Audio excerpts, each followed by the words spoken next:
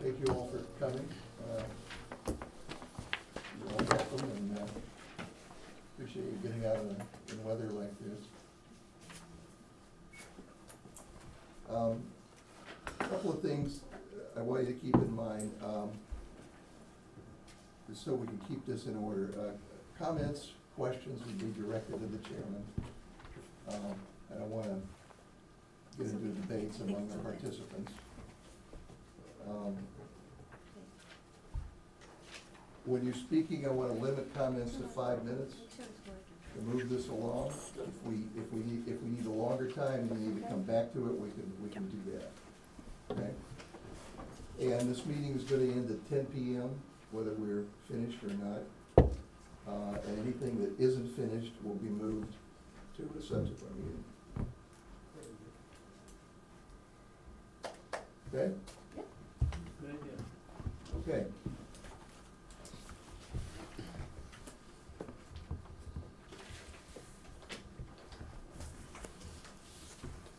Okay, first item is to amend the code of the town of Barry zoning, chapter 140, by inserting a new section 140-11.2, adult marijuana and marijuana establishments. Now this is the bylaw that we've written to manage the marijuana businesses, cultivation, retail, and the other parts of the other marijuana establishments in the town of Barry. And one thing you'll see in the next amendments, there are some prohibitions on marijuana retail, retail delivery, and on-site consumption. Now, these are on the warrant for the town meeting, and we, as a planning board, need to adopt these as part of the process to keep them on the warrant. So we can talk about those. It gets complicated. We're hoping that those can be first on the warrant when we have the town meeting. Depending upon whether they pass or don't pass, then there would be revisions we would have to make into the bylaw because we've got some of these things in the bylaw. This was the advice we were given by the town attorney of how to go about this. So I just wanted you to understand what those three items were. That's items 2, 3, and 4. Okay. Throw it open to any comments or questions. Thank you, Mr. Chairman. I have a bunch of notations, and I was hoping I could, as quickly as possible, go through those with you and get some responses to my questions. So we don't have. Do you have page numbers on the most recent? No. Okay. On page 3, section C, number 2D. It says a notarized statement signed by the organization's chief executive officer and corporate attorney. I'm a corporate attorney for a lot of companies, so I don't see any purpose in me signing something saying who the particular members are.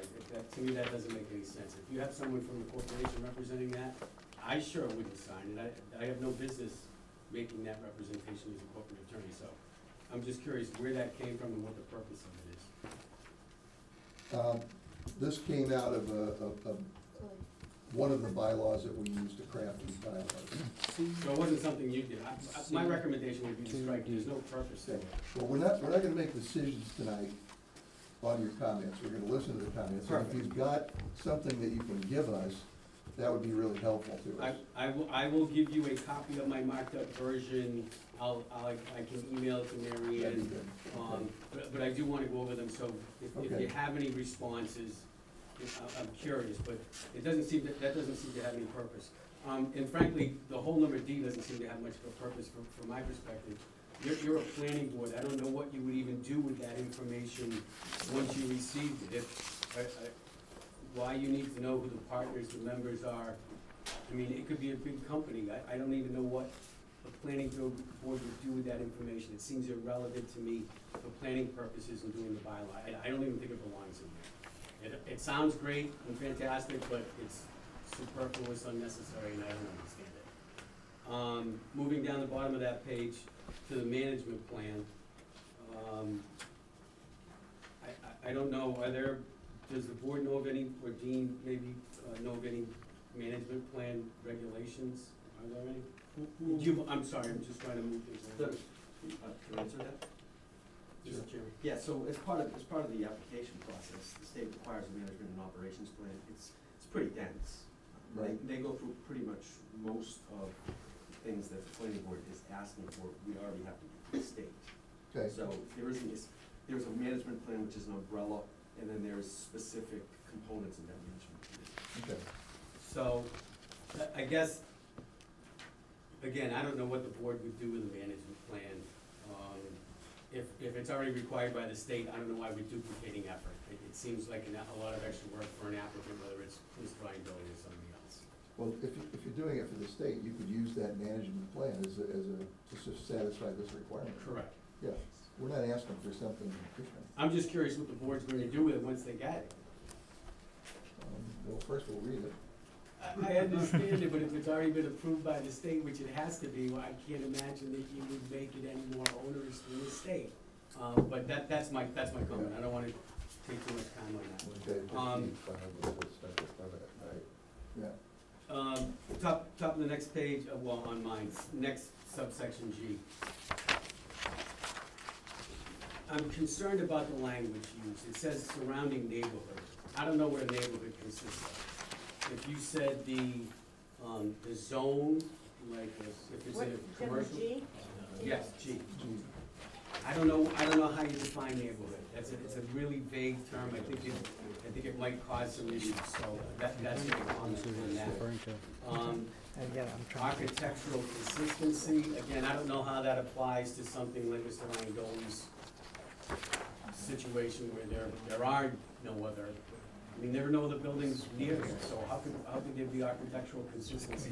I'm not sure how that could be a requirement of this type of a building, so I think that needs to be considered. I'm looking forward to, I don't see them. Same with the, I don't know how you define, you want an impact statement from my client, and he's going to have to do this if it's passed, an impact on nearby historic structures. I don't know what nearby means, that's vague, and I don't know what a historic structure is. So, again, and I don't know what the purpose of the question is, so I'm a little bit concerned as to how that applies to his situation or similar situations. It doesn't seem to make any sense to me. And so I think you should give that some thought. I don't know how you define nearby or historic structures. There's no, it just seems overreaching to me. And then you say compatibility with existing local and regional plans, but they're not identified, and I don't know what compatibility means. It really should be, is this a proper use for the zone? I don't know why we're overreaching into local and regional plans. I don't even know what that means.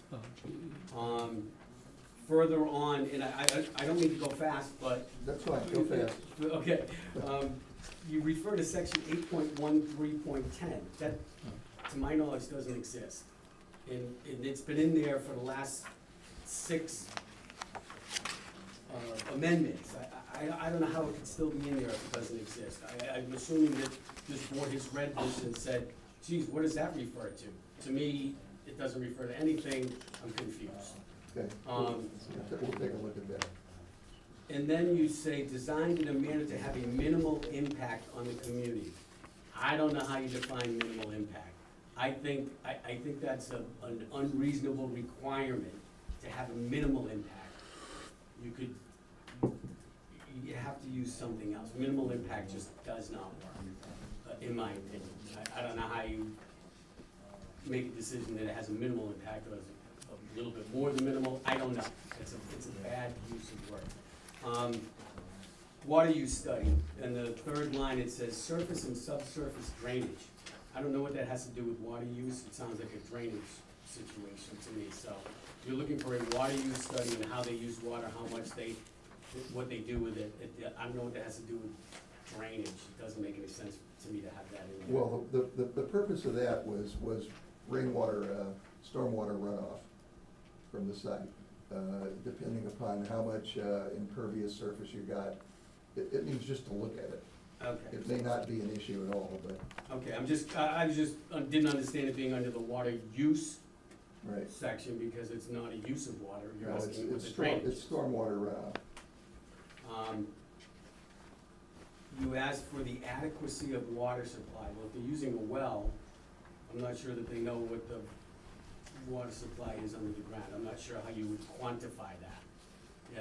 Doesn't seem to make sense to make them prove what the adequacy of the water supply is under the ground if they're using a well. Well, the purpose of that was if you were using town water. If Okay, you're so using that, well we water, should clarify that. If you're using well water, the answer is, we're using well water. Okay. But that's not what the question says. It says details regarding the adequacy of the water supply. So you could say this doesn't apply if it's a well. Right. That's all. Yeah. Again, uses the word minimize. It's fraught with problems. And another phrase that's used a lot is current best management practices of the industry. I don't know what those are. I don't know if they're defined anywhere. If they're not, I don't know how we show that we're doing that without having some criteria to show the board. It's a general catch-all phrase that's used in a lot of contracts. Best management practices is something you need to find out, or that the owner needs to find out, and say, here are the best management practices we're using. If there are no best management practices, then there are none. But you're requiring to prove that it's designed in accordance with that. So I would presume that you would already know that they exist, otherwise why would you make my client do No, something?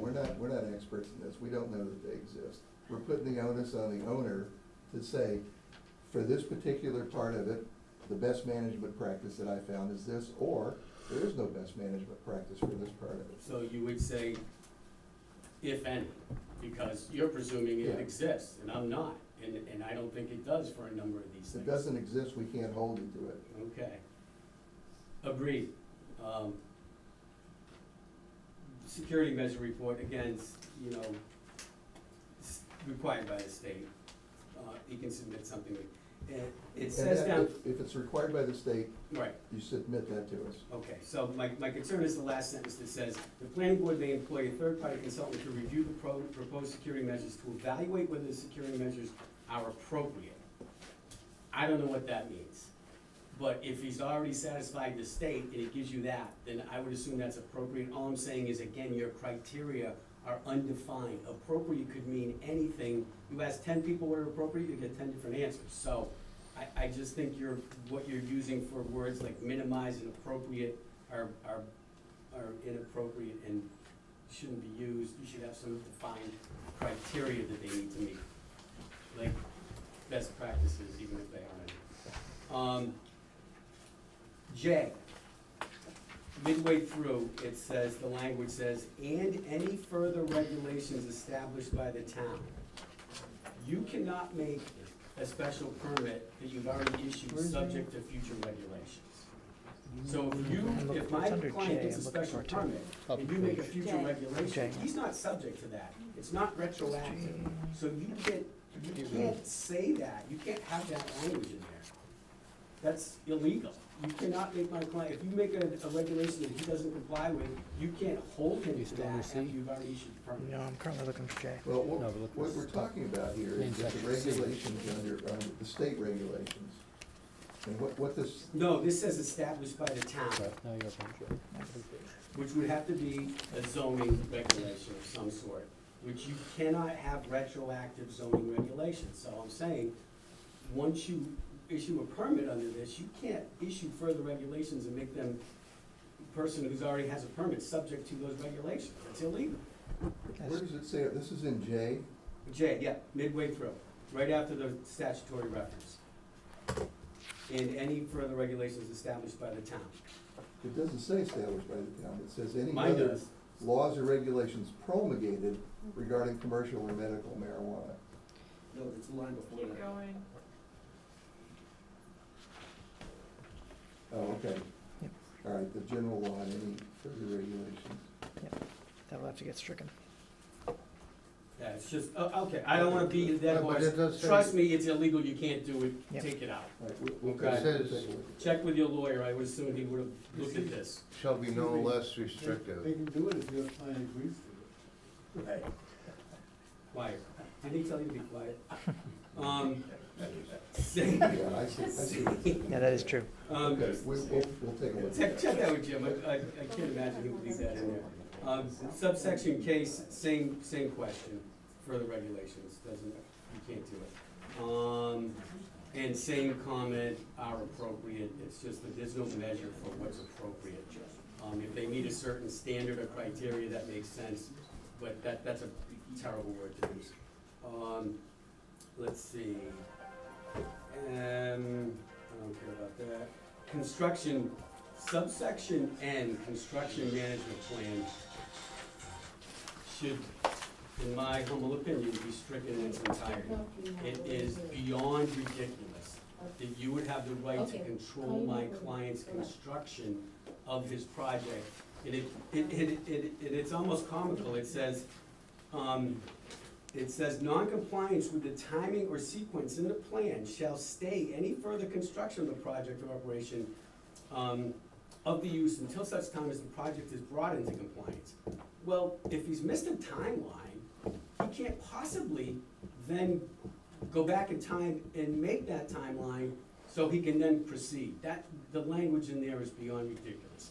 And you should have no control over the construction. He's got a building permit, he builds his thing, whoever it may be, in accordance with the building permit and the plans and your special permit. You can't control that if he doesn't meet the concrete pourer is late, that you shut him down. This is beyond ridiculous.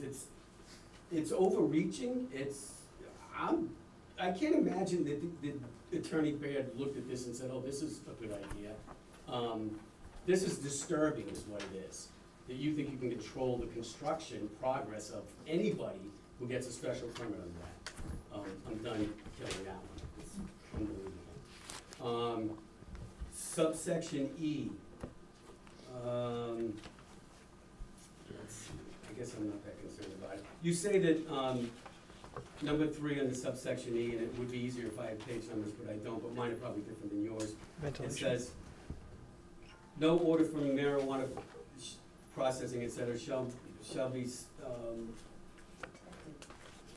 detected at the exterior of the marijuana establishment, which I assume is like right next to it, or at any adjoining use or property.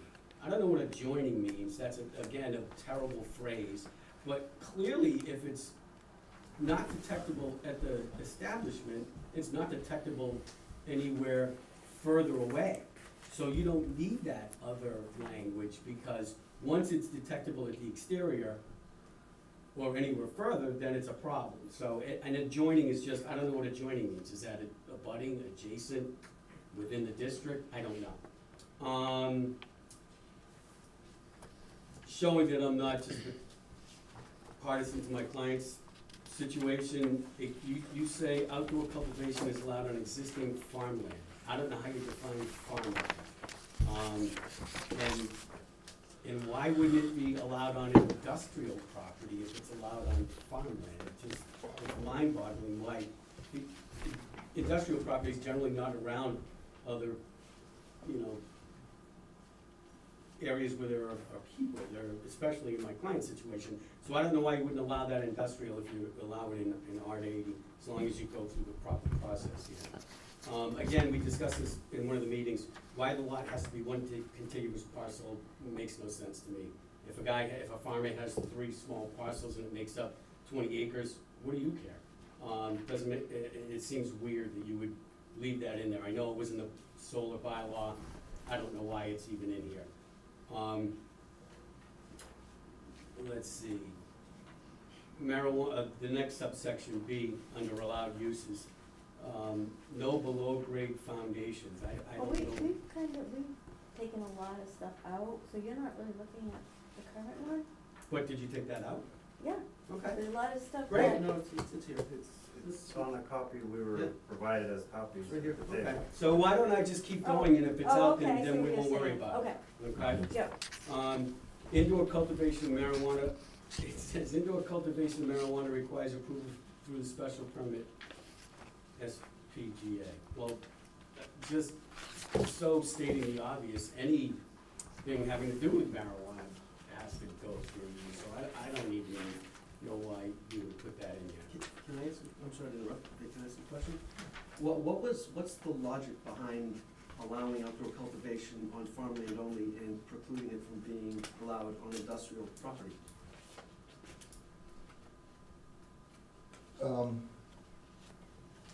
The issue with outdoor cultivation was an attempt to provide some help to farmers in Barry to allow outdoor cultivation of it, because some people showed up at the public meetings we held and said they may want to be doing that. Okay. We didn't consider it on industrial property, so. Okay, but by allowing it on industrial property, you're not precluding farmers from doing it. No, So the way this is written, all you're doing is precluding someone with industrial property from doing it. right. I would suggest that maybe the board can review that and strike Yeah, that. we'll word, take industrial. we'll take a look at that. Thank you. We weren't specifically excluding it, the idea was, people showed up and said, I'm a farmer, and I may wanna do this, so. Which is a great idea. And, yeah, and that, you know, the other issue is farmland's all R80. So we wanted to have a minimum size, so it really was farmland, and not, you know, not somebody's front yard, Sure. you know. Okay, we'll take a look at that. Thank you. Subsection F, annual reporting. I don't like it because no other special permit requires annual reporting that I know of, so I don't know what the purpose of annual reporting is. But at a minimum, you should strike where it says, and demonstrate continued compliance with the conditions of the special permit.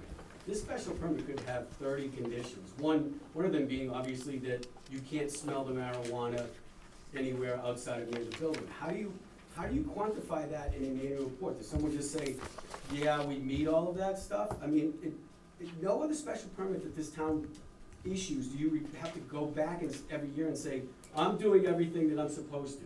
If there's an issue, it's reported, the board investigates, and then if it's a problem, you go from there. You don't get an annual report that says, I'm in compliance and here's why. It's, again, overreaching craziness at this point. So if you want him to show you that he's got all his licenses, or any other establishment, that makes sense. All my licenses are still in here. You would obviously know that, I'm sure, there's some local reporting requirement if someone doesn't have their license. But to require continued compliance with all the conditions is overbroad. Doesn't the state law require an annual report? Not with the conditions of your special permit. No, but an annual report's required. And there's an annual security report that's Okay, required. all right. So if you want, yeah, maybe you could say something like. Can we request a copy? By chance, could we request a copy of whatever you submitted to Yeah, provide a the? copy of this annual report provided to the state, that would be fine. I just thought that was a little craziness. Oh, that seems sensible. But at least us being provided a copy makes sense.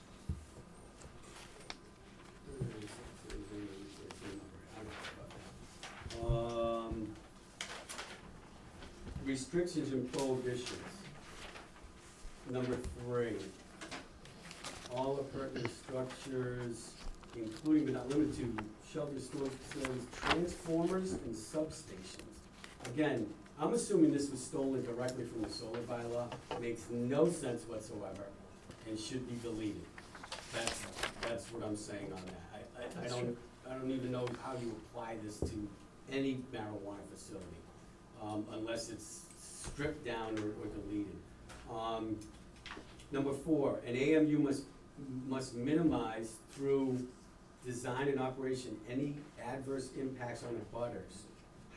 I don't even know how you would determine that. There's no criteria that you set forth to determine whether or not he's minimized adverse impacts on abutters. That's, again, overbroad, overreaching, unduly burdensome, and wouldn't pass muster. I don't know where it came from, Well, but, adverse impacts to abutters, we're referencing the Massachusetts general law in chapter 40, yeah. where that's defined. So how does he prove that he minimized adverse impacts? That's my question. There's no criteria under which he can say, I did this, this, and this, therefore I've minimized adverse impacts. I don't That's think just he a- has to prove it. I think it's just, you know, if people start calling and No, complaining. it says, no, that's one of the requirements. It says, restrictions and prohibitions, minimize through design. I don't know how you do that. It doesn't say if someone calls and there's a violation, it says, it just seems excess to me, that's all. Where are you, Paul? I am on number 4 under restrictions and prohibitions, Yeah, G. Under G? G4. Hey, Yeah, Hang on, thank you. yeah. You're welcome. Number 6, I don't really care that much about it, but not allowed on unfragmented open land. I'm not sure what that is, maybe there's a definition somewhere.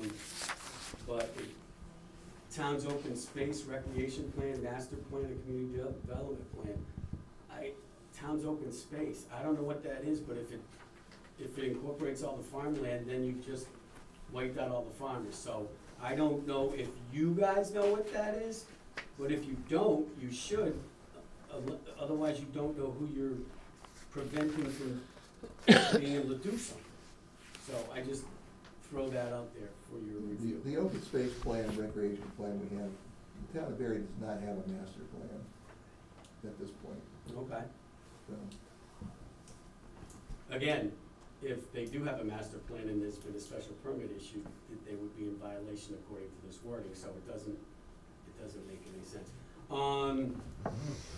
You say AMUs are not allowed on agricultural land, but prior to, you said in R80, it should be on existing farmland, which I assume farmland is agricultural land, so. Well, it's stipulating prime agricultural land. The idea would be that you're not taking the best land that could be used for agriculture. What's the best? They have actual soil Classifications. maps. Right. So if I had a big giant farm and I had really good soil, I couldn't grow marijuana, I could only grow tomatoes. It would be limited to the places that have less desirable soil. It's just an idea to try to maintain prime agricultural land for agriculture. It's agriculture, it's not marijuana. agriculture. It's What not if it- defined by the state No, as look, it's not agriculture, agriculture. sadly. Okay, actually it is, it's a plant, and it's what. You're a lawyer. What's The legal what's definition, this is difference if not I grew legally defined as 10,000 agriculture. pounds of tomato or 10,000 pounds of pot? Because That's the one's state edible, issues. No, one is in not. relation to your worrying, It's being worried defined by about the the soil. state, though. Uh, Legally, marijuana cultivation is not agricultural. I- If you want to grow hemp, that's agricultural, and I'd be more than happy to grow hemp on But I'm prime saying, you're agriculture. trying to preserve farmland, but aren't I basically growing a crop on good soil? Why is that bad? Exactly, no Right. answer. cultivation of marijuana is not considered agriculture. That's really I didn't the, say it was agriculture, I don't care, take that phrase out, I take it back. All I'm saying is you're growing a crop, right? On great soil, whether it's marijuana or a tomato, it's a crop. So why would I wanna grow marijuana on bad soil? Doesn't Yeah, make how do any they- sense. How do they grow marijuana in outdoor cultivation? I'm just saying. What's the procedure? A lot of the Yeah. procedures that I've seen, they actually grow them in containers. They don't actually interact with the soil. So you'd have a giant bag that they would make a topsoil know. mix in. You don't know, I do. Yeah, So what's the point of having a bag of soil sitting on prime agricultural land? well, they In could general, the actually- best way to go would be to have a gravel area that you could move equipment on, so then you could put your bag down. So the idea of having prime agricultural land used up in a system that's more industrial than agricultural, it seems like a waste of resources. But at the same time, you're trying to promote the potential for farmers to use this, and you are right, that is one method of growing outside in the Yeah. bags on top of gravel. However, there are also plenty of cultivators all over that will put it right in the ground. Yeah. So I guess the contradiction or the dichotomy that I wouldn't get is if you're trying to promote farmers to be able to do this on their property, why would you then take a potential portion of the best property away from them, almost hamstringing them from doing what you want them to do? It doesn't seem to make sense. Meeker? 2 points. It is not agriculture. However, I can say that most likely, if you're not growing it on your prime resources, it's not gonna be sellable. the marijuana that you're gonna create out of subprime, if it's truly in the ground, is not gonna be sellable because of the chemicals are basically gonna get sucked up into the product and it's not gonna sell. Well, that's why I don't believe that they're actually be growing it in the soil. If it's outdoor cultivation, it's gonna be in, I mean, a lot of these places where they grow, they have a very specific soil mix, fertilizer mix. So they would not take the chance on such a valuable crop to chance it to having the right nutrients, right aggregates in the soil. It's kind of a waste of time, even on prime agricultural land. There's just too much that they're investing.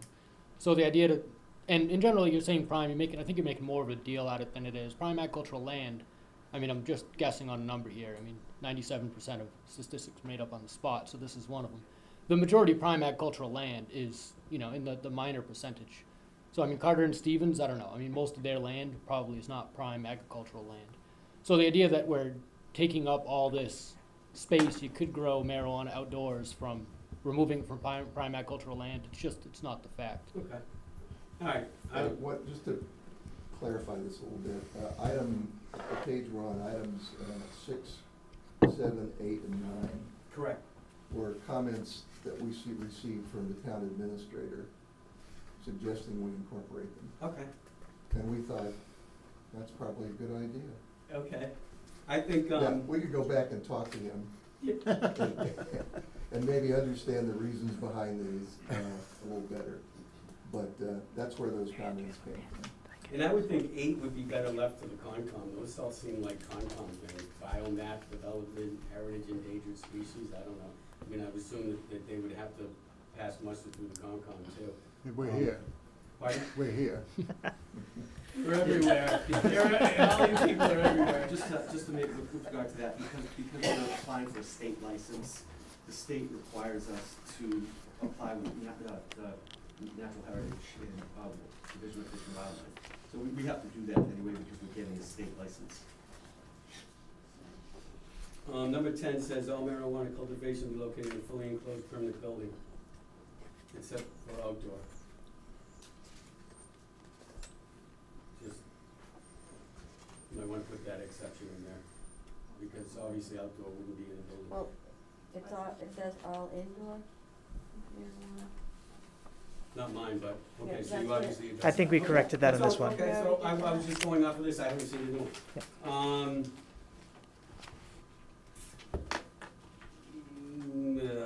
Number 11 is overreaching, but I'm gonna pass over that. 14, let's see. This second sentence. Additional security measures may be added by the planning board, Concom, building department, board of health, and other applicable departments at their, I'm sure that means discretion, maybe you fix that. Oh, yeah. At the time of this application, or in the future if issues arise. First of all, security requirements are very stringent through the state, I'm sure you realize. And I can't imagine what the Board of Health would put on for a security, maybe you mean pesticides, I don't even know. But the worst thing in that, it's pretty bad, that sentence shouldn't even be in there. But the worst thing is, or in the future if issues arise. Again, you cannot make him or anyone else responsible for anything that you do in the future after you issue a permit. So that is, I don't know where that came from, I don't know who added it, but it shouldn't be in there, and the Concom at their discretion can make up a security measure. That's just, again, overreaching. He's already filed a security report that's been approved by the state. What these other boards would want to do for security is beyond me. I don't know where that language came from. It's outlandish.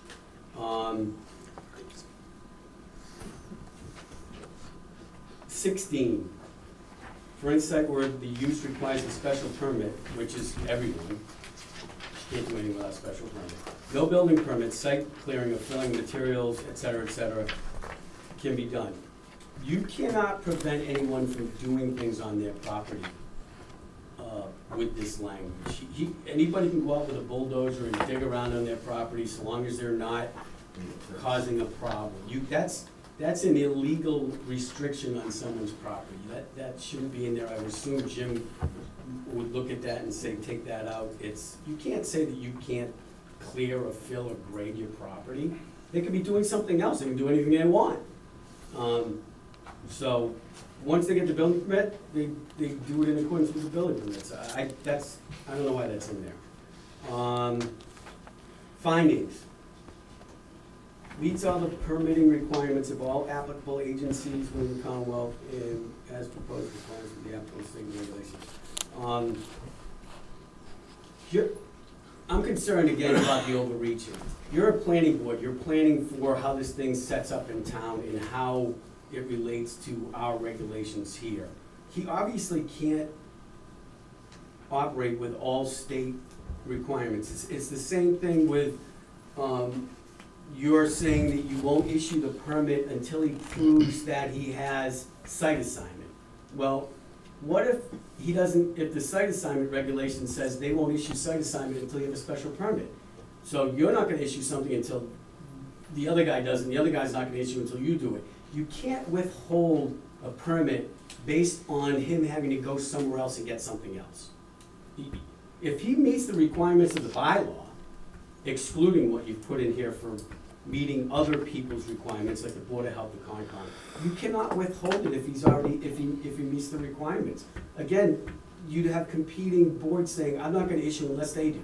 Well, I'm not gonna issue unless they do, and then nothing happens. There's no purpose to that. If he meets the requirements, or anyone, they get their permit. Number 3 says, provide copies of licenses, great, host agreement, great, and subsequent regulations to the building commissioner prior to the issuance of certificate of occupancy. Again, that's all building inspector stuff. If he doesn't do what he's supposed to, the building inspector won't let him build. That doesn't have anything to do with your special permit. People go get a special permit, then they go to the building inspector and get a building permit. And they say, I have a special permit. You shouldn't be dictating what the building inspector does for a job. And number 4, design to minimize any adverse visual economic impact. Again, how does anyone prove that they minimized economic impacts? I don't even know what that means on abutters. It's overreaching, overbroad, unduly burdensome, and crazy.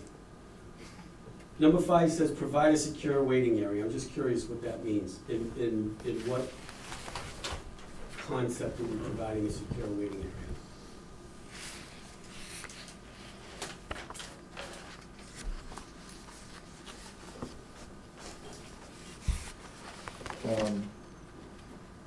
We'll take a look at that. Okay. That came out of, one of the bylaws we used to develop this. Okay. It just seems odd. Provide adequate security measures. In number 6, I don't even know what it means. To ensure that no individual participant, I don't know what that means, will pose a direct threat to the health, safety, or other individuals. So I can understand that the storage and location of cultivation is adequately secure. That makes sense, but I don't know what that first part means, that participants don't pose, I don't know how you would prove that in your security measures. I don't know, it seems unprovable. Prior to execution delivery, this is what I was talking about before, the special permit. Written confirmation that the Concom has done what they're supposed to. Well, what if he goes to the Concom after you guys? And the Concom says, I'm not gonna issue something if you don't have a special permit. So I don't think that you should withhold your special permit based on something that someone else has to do. They have their own job to do. When they do it, great. It doesn't have anything to do with what you're doing here as a planning board. Let's see, take it out payroll bags.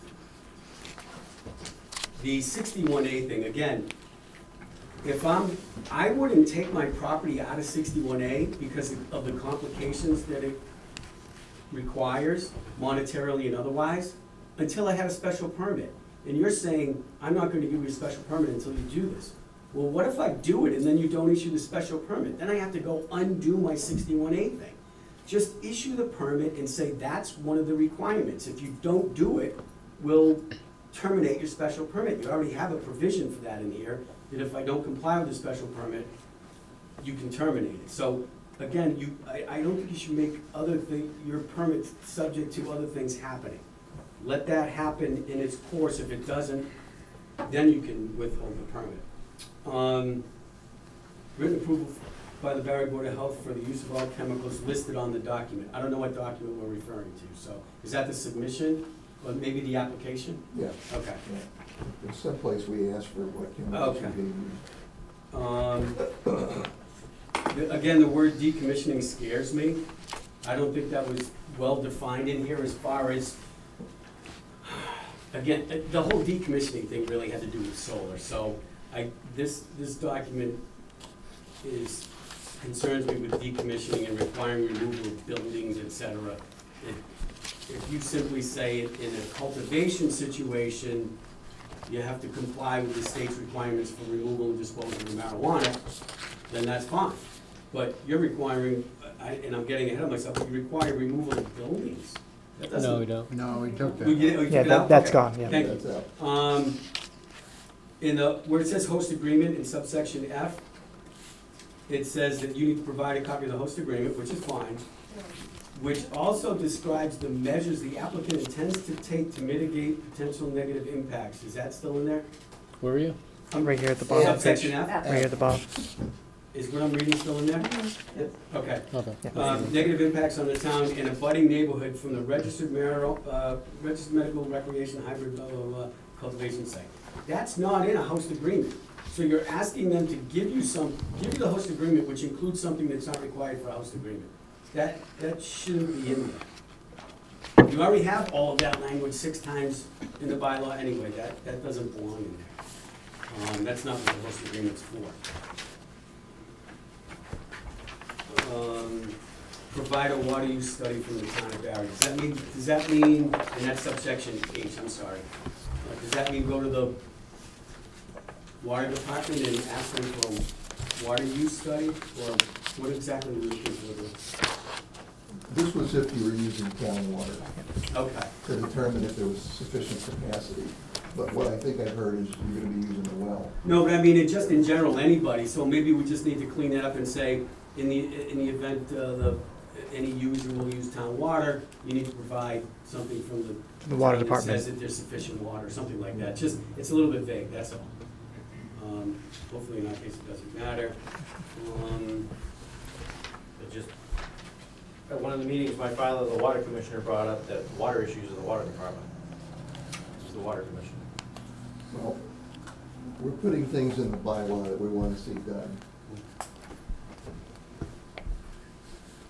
Of course, the planning department won't have anything to do with the execution of that study. We'll simply deal with the results, how they're given from the water.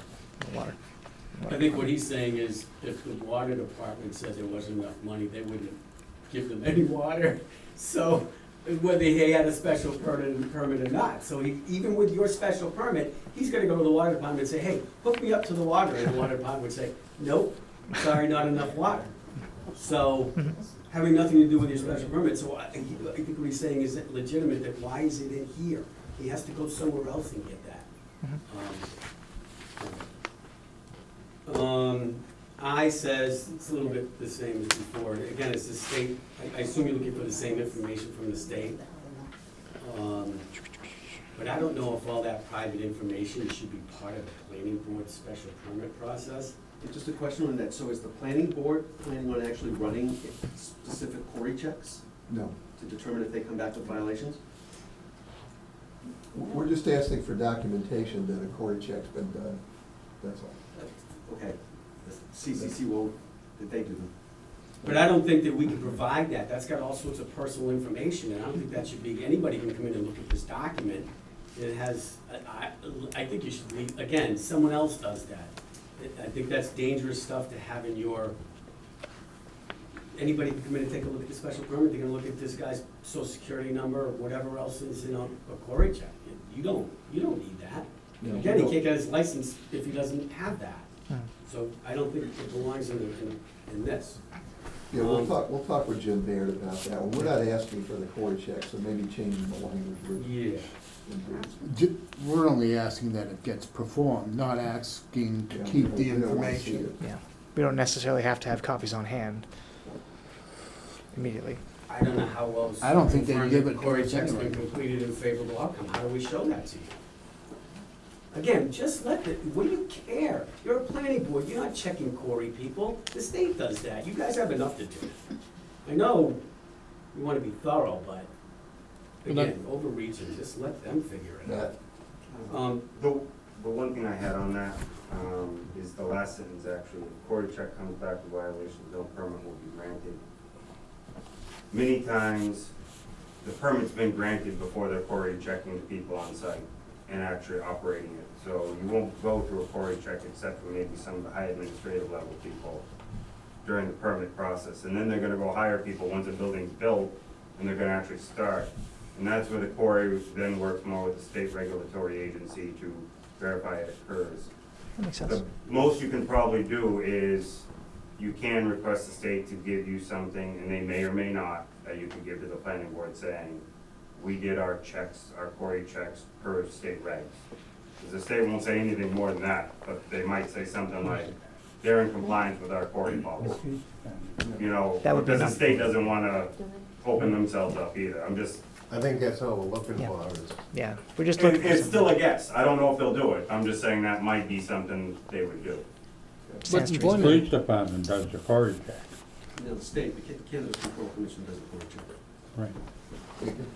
I can tell you that having run summer camps in the town of Barry, I was required to turn in a signed paper by me saying that I had completed Cory checks for all of my employees, signed off with their name that yes, I had completed it.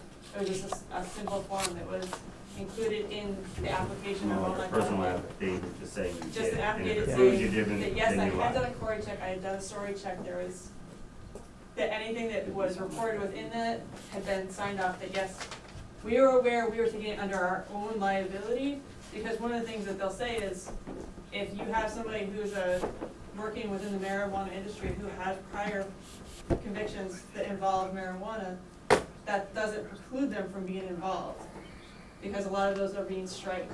So that's something where they're taking on the liability of, yes, we did do a Cory check, we're aware of what their Cory check says, and we're still going to, and we've employed them. So that you guys can say, it's not our liability if you hire somebody. So I mean, that's what we had to do for our permit within the town as an employer. Okay. It's a little bit different with the state. To register a dispensary agent, which is basically an employee, the state will run a Cory check. They have the forms that the potential employee has to fill out. We send it to the state. So you just provide the information to the state, they do it?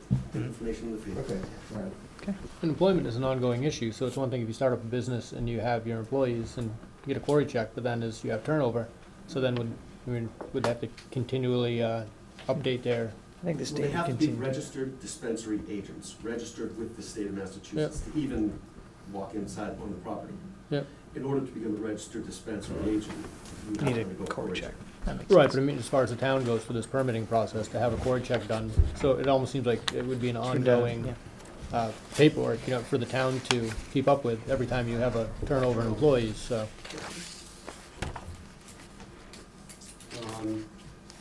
The next section, transfer discontinuance, one and two contradict each other. One says that it's non-transferable without an amendment to the special permit, which means a new person has to come in before your board. But number two says the special permit is non-transferable. So, the two conflicts with number one, and you really don't need to because it's incorporated under number one. Frankly, so is number three. So, something needs to happen there, so there's no confusion. So it is transferable, subject to approval of the Have board. an amendment, yeah. Right, so that's not what number two says, I just wanted to clear that up. Let's see. Under L, you say we can have, you can have consultant review fees, but you should have a schedule. You can't have no criteria and just pick a number. That wouldn't be allowed.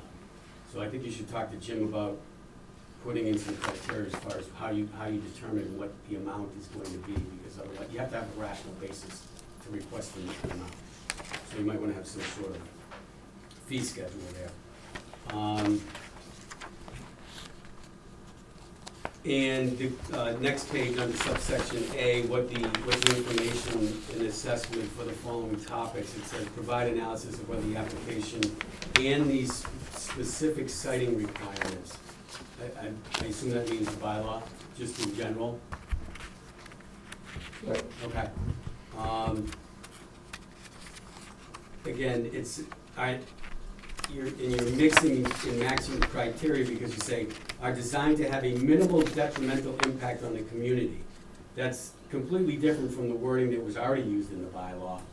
And I don't know what minimal detrimental impact on the community is, and I don't know how an outside consultant would even know what that is. So my thought on that is you hire the consultant to ensure compliance with the terms of the bylaw.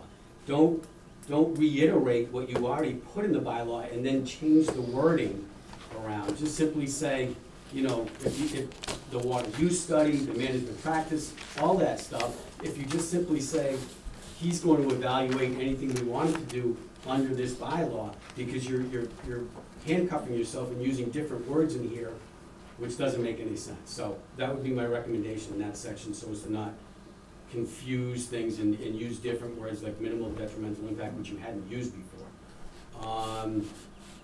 Let's see. Visual impact. The insurance requirement. And again, I think some of this comes from, and this is under visual impact.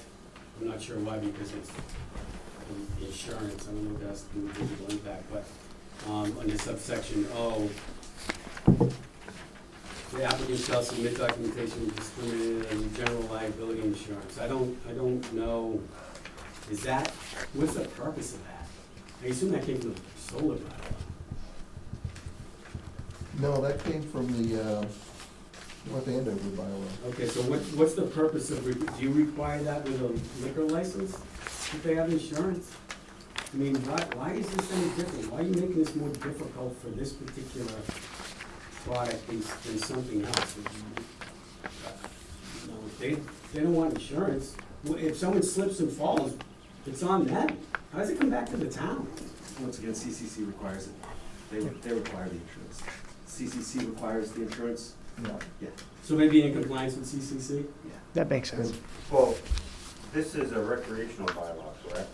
Or is this the overall marijuana everything bylaw? Overall, everything. Overall. I just wanted to make sure I understood that, because it was. It's like a bagel, everything bagel. Are you, next, go ahead, sorry. Go ahead. Do you know what the amounts are for the CCC? You know what, I don't have the rights with me, but this looks pretty. Okay. Maybe they took it. And I can. So we could say, you'll as submit documentation that you have liability insurance in accordance with the CCC. Yeah. That makes sense.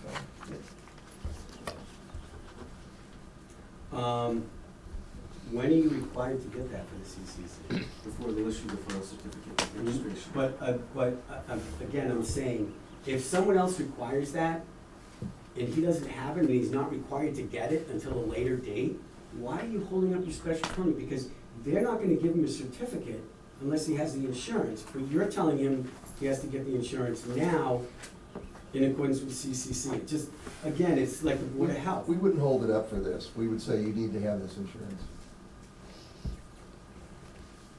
It says he has to submit documentation. Timeline of when they need to have it. Yeah. But it says he has to submit documentation, so if he can't submit documentation saying he has it, then you withhold the permit. Well, we can fix that. Okay. Maybe We just want a certain amount of liability insurance. Maybe That's what we upon want. the issuance of a certificate of occupancy by the building inspector, the applicant's required to submit to the. Proof of insurance. Yeah. I was just gonna say, the drain layer in the town of Barry has to have insurance and meet those requirements when they ask to do that kind of work. No different than a constable. You have to be bonded. You can't do one bit of work without proof of bond. Right, so we won't be able to operate unless we have it. Yep. Right. So we would be in compliance.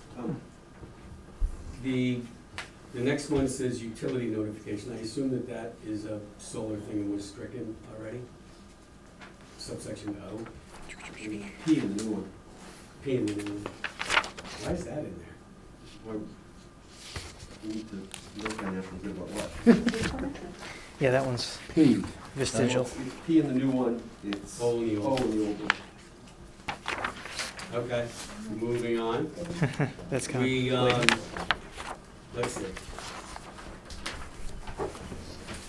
It was a long 5 minutes. I was gonna say that. Am I going overtime? You had 5 minutes. About an hour. As soon as I'm done, I'll probably answer all the questions. I'll be done very quickly. I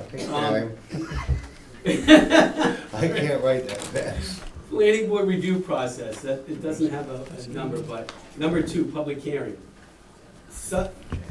You can't, such request shall not be unreasonably denied, a request for an extension. You can't do that. That's illegal. You can't make someone give you an extension. Jim, please address that with Jim, because that's not legal. Wait a minute, I'm not sure I understand. Third line. It said the time for acting may be extended upon written request of the applicant and/or planning board. So the planning board asks the applicant to extend the time, the applicant says no. You say such request cannot be unreasonably denied. Of course it can. Either one of you can say no to a request. That's part of the mass law. So that shouldn't be in there. Under subsection 3A, final action may consist of either approval of site plan based on a determination that the proposed project will constitute a suitable development. That's terrible language. You should say something like complies with the terms of this bylaw, because you didn't use suitable development anywhere in the whole prior 15 pages. So your criteria is what you put in the bylaw, not suitable development. So you should be careful with that language, because I don't think that would fly. Same with, in that same language is in subsection C. And that's where in? Second line of 3A. 3A. The Okay. planning board's fine, it's not a reasonable criteria, just if you simply say complies with all the requirements of this bylaw, I think that would be okay. Down in subsection R, building permit and building inspection. That is completely the building inspector's Purview. job. That has nothing to do with you and should be stricken. I don't even know what that, no installation shall be constructed, installed, or modified without first obtaining a building permit. Obviously, I don't know what's that's doing in your bylaw.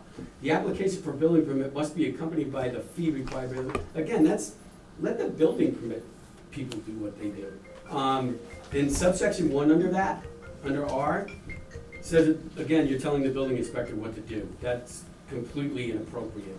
And especially using the phrase objectionable visual impact. That whole R should be deleted. You can't tell the building inspector what to do. Yes, we can. Has not, you can, but you shouldn't.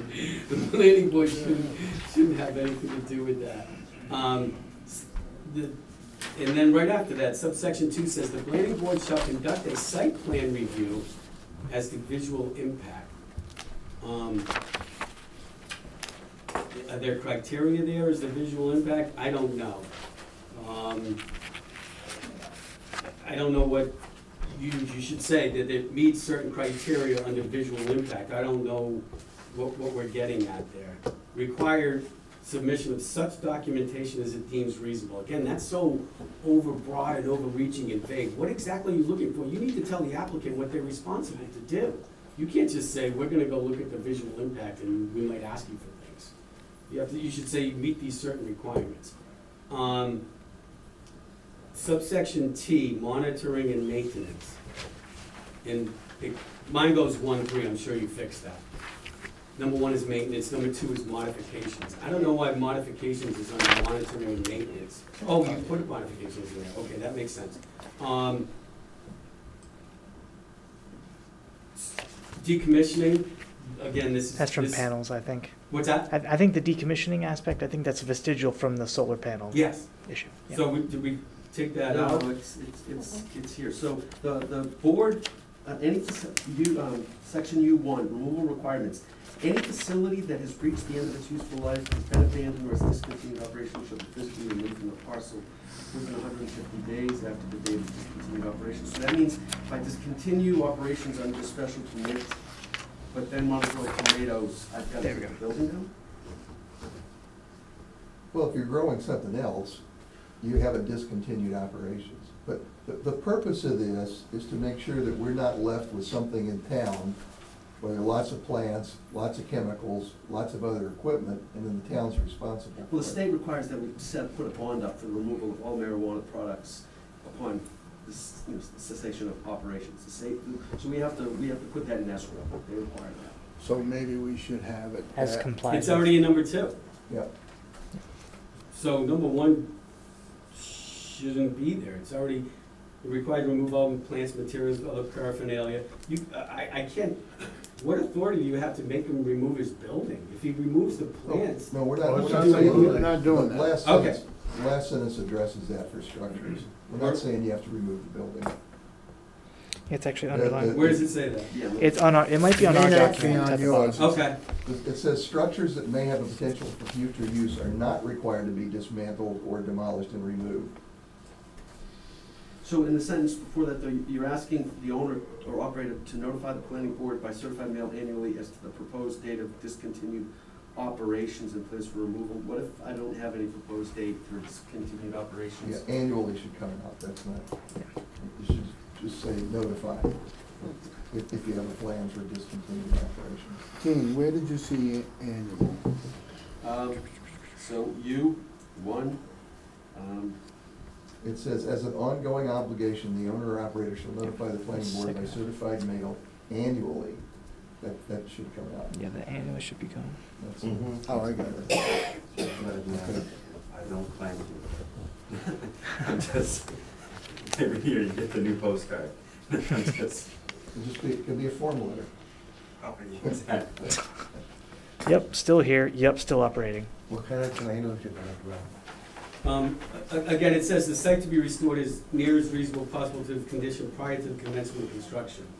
Again, that presumes removal of the building, because that's how the property was prior to construction. Is that still in there? Yes, that's in there. A lot of this too, we're trying to differentiate between commercial cultivation and then outdoor grow on R80. So the idea was that we didn't want a facility in the R80 to be abandoned and then have the farmer be left with something that or landowner be left with something that they don't desire. So in that case, then everything could be removed, fences, greenhouse Right, but you structures. should limit it to that, because it's Right, well, not that's what clear we're, in there. yeah, I think through discussion, we've been defining that, so we need to work that a little more. Okay, But that was the intent of our, okay. so obviously, if you put up a building, we don't want you to remove the building. We just want you to remove only the equipment that would be specific for marijuana. And I know we cultivation. discussed that, I just don't, it's unclear. Right, it's gotta make it in here, Yeah. absolutely.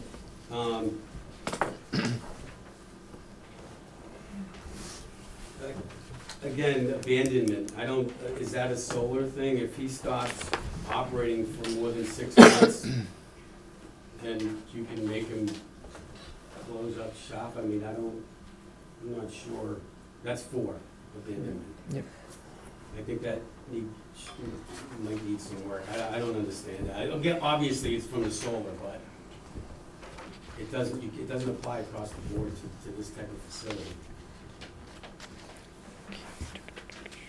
And I assume that I don't know if you still have the dot there, remove all materials, and it says removal of any structure, building. Did you take that out It's still here, but that should go. in the bullet item? Yep. Well, I mean, that would be as far as the outdoor grow R80, that anything. Outdoor That's not what it says. That's Yeah. all I'm saying is it's Right, not what right. it No, it does says. need to be cleaned up, but I mean, there is relevance, it just needs to be worked. Okay. I've got a question. What is the relevance if, say even it's an R80? Yep. The owner built the facility. Right. So why is there any relevance for the planning board to tell him to get rid of it? Well, it'd only be if the owner no longer wants the facility. I mean, same thing. Well, that's his That's what choice it to do it says. when he wants to. I mean, that's where I'm confused, where the planning board should come in and say, well, remove the building. This is America. It's the owner's choice to remove the building or not, and if they don't want it anymore, then, and if they're doing like a lease where someone else is using their property, Yep. they should put it in their lease. Well, that- agreement, that's- not Right. in a planning board bylaw. Okay, I mean, that was more the That's my thought that if it thoughts. was leased, because that's what most of these would more likely be, a lease situation. So we don't want somebody to be stuck with a bunch of equipment that they don't like, but I guess that could be moved to a private lease. But the idea was also that, you know, they wouldn't be forced to remove something that they don't wanna have removed. I mean, as of any business where, you know, your dairy farm, you go out of business, you shouldn't have to remove the dairy barn. Exactly. That's all, right, that's more what I was thinking, maybe. Yeah, The it just, accompanying guideline would be something we could create that would help people, because some of this seems to be almost referencing guidelines, like the, go see the Board of Health, go see the these things are things they have to do anyway. Yeah. So it might just be a cover sheet of, when you want to do this, here are things to do, and it doesn't necessarily have to be in the bylaw. Just a suggestion.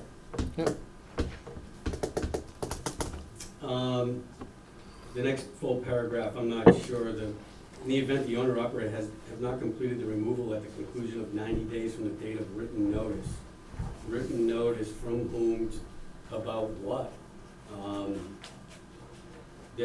That needs to be worked. I just don't see that the town entering onto anybody's property to decommission, that would be a bad idea I anyway. think the CCC has control of Yeah, that. I would. Over financial if I were surety, the at town, least. I wouldn't be stepping on somebody else's No, they property. have That's jurisdiction. a bad idea, legally. Hmm. Um, I'm pretty I sure. wouldn't put that in there. Number 2, financial surety, it says, as part of the application, the applicant shall provide planning board with fully inclusive estimate of costs associated with decommissioning and removal of the facility and site restoration. Again, we've been talking about that. That doesn't apply here, and it may apply to R80, but it doesn't apply to this situation, so it doesn't make any sense. Also, with regard to the requirements of 25%, 25%, 25%, once again, is before the state will license me, they require that I put into escrow the amount that they approve to remove all marijuana and marijuana-related products upon cessation. How do they come up with that figure? It's a subjective figure. So if you have 10,000 square feet, it's Oh, gonna be it depends monthly. on If it's the- 5,000 square, they don't have a guideline on it. I might be able to do it more efficiently, but what they do have to do is approve the amount I put into escrow. So that's gonna sit there. So this So is maybe like- we could just say in accordance with CCC Yep. regulations, no, we're not. I just made that exact note. That makes sense. And that's all I have, and I really appreciate everybody's putting up with me for the last 45 minutes. 45 minutes, you mean an hour and 15 minutes? My watch is slow. Well, who's You counting? got it now in 5 minutes, because you Who's started counting? 5 minutes. Someone's a lawyer.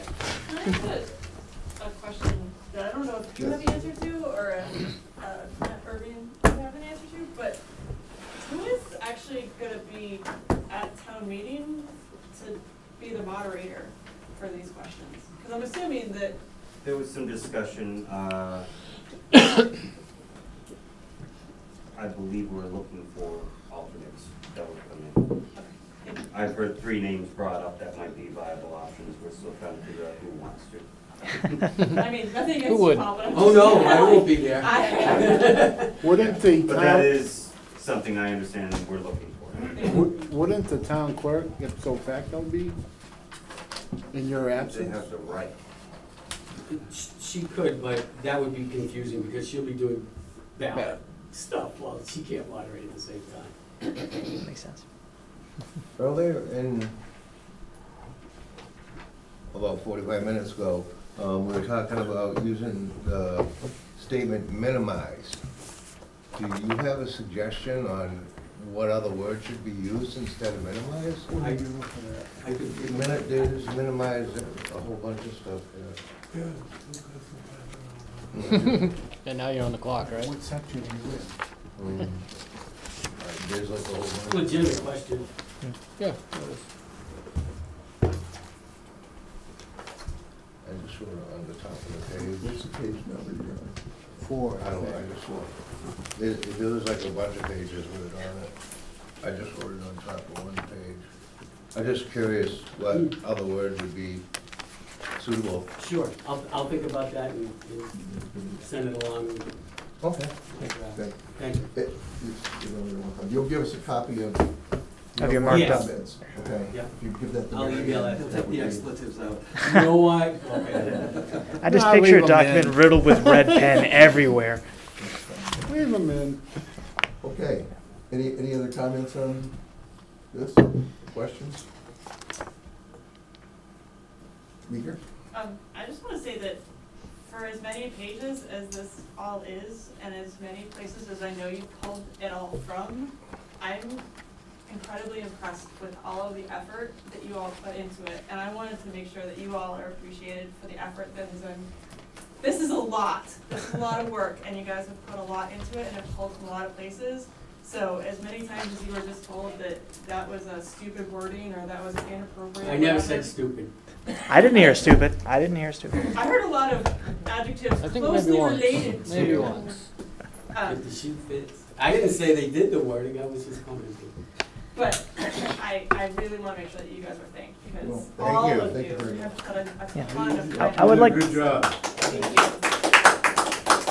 Well, it's a, marijuana use, growth, all this new state law, it's fairly contentious, and we wanted to write something that has some protections for the town, but also allows legitimate businesses And it's to come into town. it's definitely worth noting, to echo your sentiment, that you don't see all that many people that are hardliners one way or the other. There's a heck of a lot of reasonable people on this board, and that's really refreshing to see. There's a good faith effort in trying to keep with the referendum's results, but still try to protect a town that might not be ready for too much change too quickly. So that's definitely worth commending all of you guys to. Thank you. Listen, Let me provide this to you. This is the industrially zoned property in town. Oh, good. I didn't bring enough copies, but I've got a bunch, because we talked about it at the last meeting, as far as what is industrially zoned and the limitation to what is Yeah, going to couple be down. here. I can't. Industrially zoned Would you like property. me to get that? My arms are a little stubby. So Thank you. these are all the lots in the town of Barry of industrial zoned property. There might be a few house lots on North Lane that I didn't include in this, but there's a house on it, so it doesn't really count anyway. So if you're gonna limit in section B of 5 acres, and then on the next page, 500 feet to a residential dwelling, you've zoned out just about every industrially zoned property in town, except for what Dean owns. And if you do that in business commercial, I believe my family and I are the only ones that own a parcel bigger than 5 acres.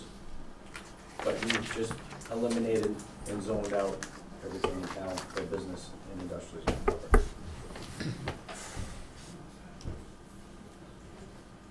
Except for Dean and myself. Congratulations. I don't know why I'm telling you that, but I am. okay. And my other example, quick, I'll be definitely done in 5 minutes.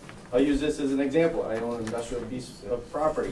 Which would you rather live next to? Would you rather live next to a 7,000 square foot grow facility that has people driving in and out of it from 9 to 5 during the day? Or would you rather live next to a 16-unit apartment building with screaming kids and families coming in and out of there all night long? Which would you rather live next to? I'm family friendly myself. That's all I have. Okay, thank you. Dean, you have anything to add? No, You wanna take some of Paul's time? no, I echo. I yield. I know sometimes we come apart, I think obviously you'll perceive this having our own agenda, but I know that this is new, it's cutting edge.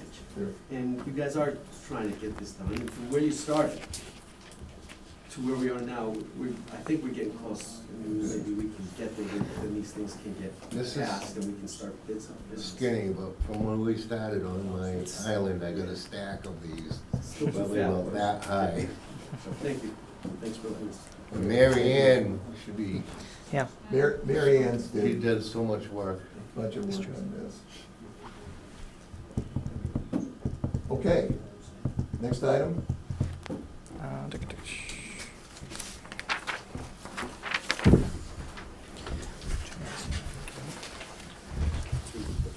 To amend the code of the town of Barry zoning, chapter 140, by inserting a new section 140-11.3 to prohibit the establishment of a marijuana retailer storefront in the town of Barry.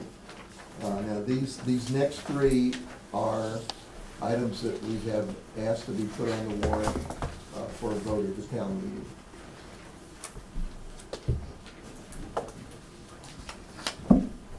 comments? I just, this is me speaking as me, not as a member of the select board, just to clarify. Particularly the dispensary one, that storefront is one that I don't necessarily support, prohibit. I think it is generally just another business, and it's just gonna take time for people to realize it ends up being just another business like another alcohol storefront. The other two, I do understand the concerns, and I just wanted to put it out there as my own, just as a member of the town. I do support the prohibition on the on-site consumption, and I'm a little middle ground on the delivery, but I can somewhat support that, as long as it's specific, I guess, to recreation. Only because I do believe that there will be seniors for medical that delivery would be important for them to be able to get medicine if they so chose. So I think we gotta be careful how we regulate the concept of delivery, but I think this wording was specific to recreational, if I remember, on the ballot. So it's gotta be the same on this in order to actually, right? So that, I just wanted to say that from me, not as a selectman or a chairman. Okay. So, just to kind of address what the one you think is a gray area, the delivery. So you're proposing to prohibit delivery in Barry.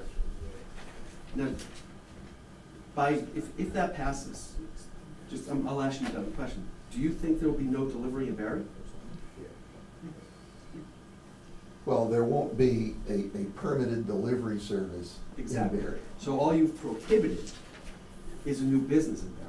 Because what will happen, because the state, the CCC, just came out with clear municipal guidance on this last week, that if you zone that out, you can't stop someone from Worcester driving into Barry. And what you're gonna see are these white vans coming in, and the state requires 2 dispensary agents at all times in that van, which are 2 jobs. And they're gonna drive into town right by the brewer building where the chief is not gonna be able to stop them. And they're gonna deliver, and they're gonna take that revenue, and they're gonna turn the van around, and they're gonna head back to Worcester and pay Worcester 3% tax on that revenue. So by that passing, all that has been accomplished is you've stopped some young entrepreneur in town who will still have to be licensed by the state from creating a delivery service. You're not stopping delivery in Barry. On that note, question, does the CCC have any security outlines for whatever? That was my main Huge. point of possible contention. I just wanted to know. Transportation is its own section. Fantastic. And It'll be like a Brinks truck. Oh, okay. I just didn't know if this was gonna be a, box truck or I U-Haul just van or wanted to whatever. point that out, that all that is just stopping someone from our town from opening a business and creating some jobs. It's not stopping delivery. You Mhm. can't. Meeker? As of right now, there is no CCC regulation specific to home delivery or on-site consumption. There are non-existent permits at the moment from the CCC. So until they regulate it, however, they're going to create regulations, and whatever they've put out so far is nothing but a primary draft, just like your stack that you started out with of regulations that the town was gonna use. That's all they're at right now. They are not ready to start regulating those 2 permit levels. They'll be ready in February of 2019, and all I was pointing out is that the town of Barry, despite whatever regulations the CCC comes up with, will not be able to prohibit delivery in Barry. All they can do is prohibit a business in Barry from starting and delivering in Barry and every place else. That's the only thing. I don't think that's us, I think that's the town that's voting on that, right? Well, it's. It'll be put on the, Based on the public meetings we held, based on the feedback we got through that, we presented this to the Board of Selectmen and said, this is what we think we should put on the warrant. Part of it was those 2 that there aren't any state regulations for. But the other part about a retail outlet was that there were a lot of people that were very much opposed to that. So that's why that's here, that's why it was on the ballot. And I definitely wanted the town to vote on it, so Yeah. that's why I definitely supported getting it on the ballot. Yeah, something Yeah, else. absolutely. My Voting. opinions are my own opinions, but I Exactly. do believe it's the town's choice, so that's why I And all wanted 3 to were make sure. separated out so that if the town public supports having a retail shop, they support that. And if they choose to support having a delivery site, or a delivery company in town, that's the will of the people, and Right. there's no argument against it, so. They're either going to or they're not, Mhm. one or the other, but they have the choice, or we have the choice. Yeah, and the other thing is, you know, one of the things we were trying to do with this is, you know, we got comments in our public meetings on both sides. Some people feel very strongly about certain parts of it. I don't think this is the end of this by any means. Yeah. But we received advice and people said, look, why don't you start out a little bit small, and then see how this thing develops. You can always go back and change the bylaw. Just at a like later date, solar. which we're doing, which we're planning on doing with solar, right now. We adopted a fairly restrictive solar regulation. It worked, and now we're thinking of that it may be worthwhile to loosen that up and allow it under certain instances on farms. So, you know, we heard what people said at the beginning, and we took action, and now we've heard what other people have said, and we're proposing to take action. So I look at it as sort of similar. What I like is the fact that we sit up in that room and nobody's ever around. It's just us. So it's nice to see everybody getting involved. That's right. What'd you say, Matt? He was in on the pipe over there.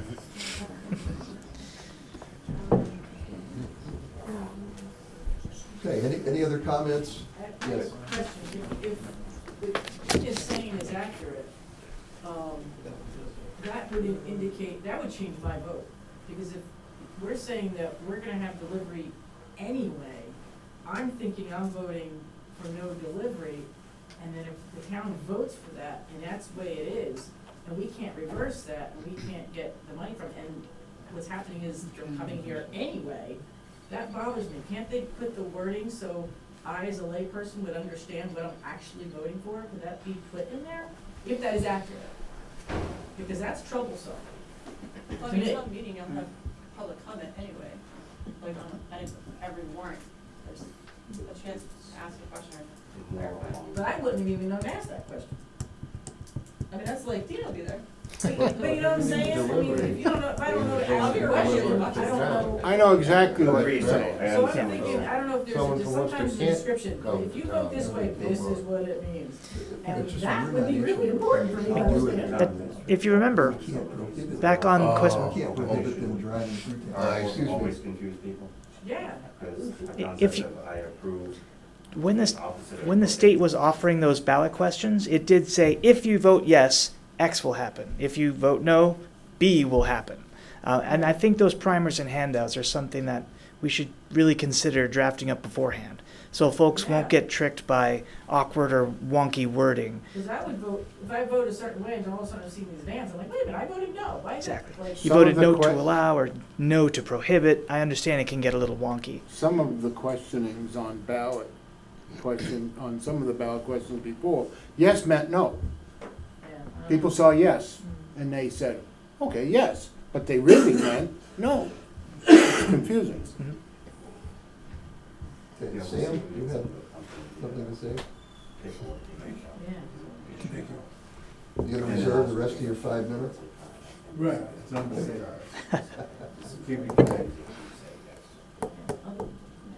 Okay, any other comments on this?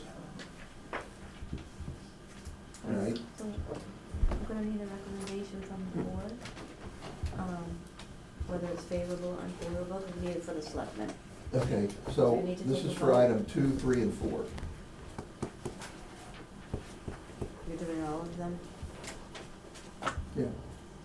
Can we do that, or should we do them one at a time? One at a time. I would do them one at a One time. at a time. All right. Item 2. Amend the code of the town of Barry zoning, chapter 140, by inserting a new section 140-11.3 to prohibit the establishment of a marijuana retailer storefront in the town of Barry. Do we need a recommendation? Are you in favor or unfavorable? You wanna take a vote on Well, I think we need a motion, but we need a Yeah. motion. don't we? Motion to vote on that. it? What, Matt? I would recommend, yeah, you make a motion to vote on Right. your recommendation as a board. So, Have you taken a vote as to your position even on the first No. item that you discussed before I got here? No, we have No. not done Well, that. you don't have to take the vote right now. You can wait till the public hearings have all been concluded, and then, as a Okay. board, sit down and discuss what your recommendations are gonna be. Yeah, I mean, it's still being worked over, so I think that'd be appropriate. yeah, especially this one. No, We can do all Yeah. of them later? right. Okay, Document is very much in flux. fine. Is that acceptable? I to the- would recommend though, if you could do it before you enter solar, so it's consistent with the topic that's been discussed. Well, we still. I would gotta- just ask, I'm just asking. With Well, all due since it- respect, it doesn't have to be. They could delay. They could do it next week, Right, Yeah, that's exactly. my point. and Right, 'cause we had a lot of we rewording to do. just may not put any of them on the warrant if they wait another week. I'm just playing, you're right, we all have rights. Boy, We're not gonna play those games. I was just asking, the group came here to discuss it and have an understanding, so I don't understand why you couldn't respond accordingly while they're here. it can go on the warrant next time. Well, we have these on the warrant. They're already, Yeah, They're on already the warrant. posted. unless you're planning on pulling them off. Ah, never mind.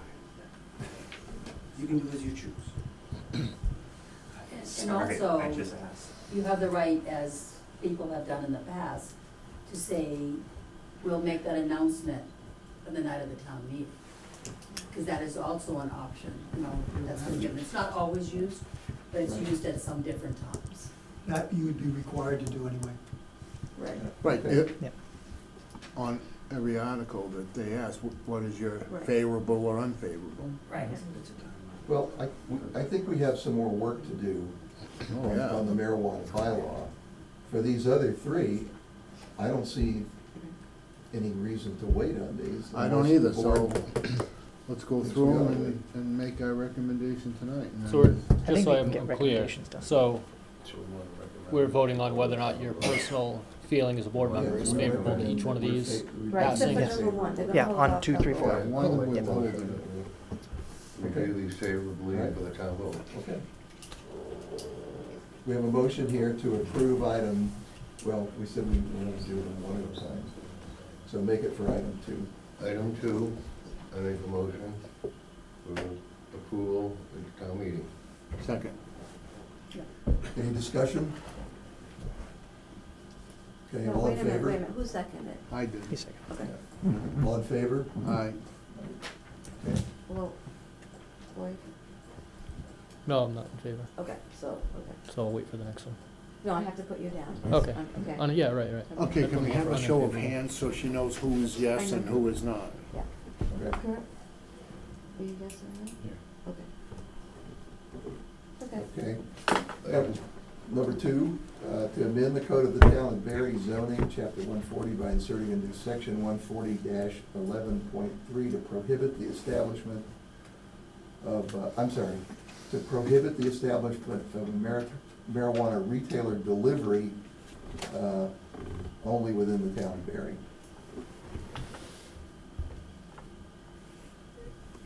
This is number 3. I said 2, but it's number 3. Right. What are you looking for, a second? It's actually 11.4. Yeah, I'll make a motion to put that on the town ballot also. A second. I don't want to jump a turn here, but we can still discuss this, right? Because she had a question about that. Which one? I'm wondering if, would there be a handout so people know exactly Oh. what that The delivery? entails as far I'm as, favorable of, So you're like no. what Dean brought up No, yeah. with the fact that, I mean, how would we let the voters of Barry know that regardless, if that is a no vote, marijuana is still gonna be delivered in town? Because what she said, there's gotta be some way to educate people a little more Yeah. about that. Well, we can prepare something for the town meeting that says Here's the Right. issue, if you vote yes, here's what it means, if you vote no, what it means, and then we can add that. to So this we one. don't have to do anything, change the language of this? No. You Okay. can't actually. Then Right. I have no problem. Yeah, You Okay, can have so- it be But I just don't successful. think that You made should the be- motion, I Right, seconded so it. in favor. Yeah, yeah, just make sure. He made the motion, I seconded. Mm-hmm. Okay, discussion? I think it's a pretty fair point to say that the deliveries will be occurring inside Barry regardless of how the vote goes. We can let people know that, we Yeah. can't prohibit it, you can't prohibit somebody driving through with a delivery Exactly. or delivering it, So I think but it's- that's state law. In effectuality, all it ends up doing is prohibiting someone from Barry opening up any kind of livery service for this sort of thing. That does make sense. Right. And that stands to reason, and that's something that should be as part of that primer before the vote. Meeker? Is it possible to do a temporary moratorium if this ballot question does not pass? To give you time to create, just like you had a temporary moratorium Well, to we are, create bylaws and create regulations within the town. Which If is you're still not in gonna have effect. regulations out of the CCC for the next two, is it possible to put in a temporary moratorium on those? Or is the warrant closed and that's? We've already submitted, 2 temporary moratoriums for each one of those, and the public hearing's in 2 weeks. So, yes. Okay, we have a motion and a second. Any more discussion? All in favor? Aye. Okay, What was it? What was the vote? Was that 2, 3? Is Is that 3-2? Three. Which one? And 2 What was opposed. the numbers? I think it was 3-2. No, what was the number of the vote? This one is 3-2. Yeah. And the first one was 4-1. okay, number 4, to amend the code of the town of Barry zoning, chapter 140, by inserting a new section 140-11.5 to prohibit the establishment of marijuana retailer, marijuana social consumption establishment within the town of Barry. Discussion? Motion? Want to make a motion to put it on the town ballot? I'll second. Yeah. Any more comments? This is one of those situations where I too am very much on the fence. I can see this hemming and hawing either way and having it being equally beneficial or detrimental. So I'm not entirely on board, and I think most folks that are of fairly reasonable mind and not ideologues on either side understand that this one comes with the greater potentiality for danger and greater potentiality for adverse after effect. So I'm personally leaning towards no on this. Kurt?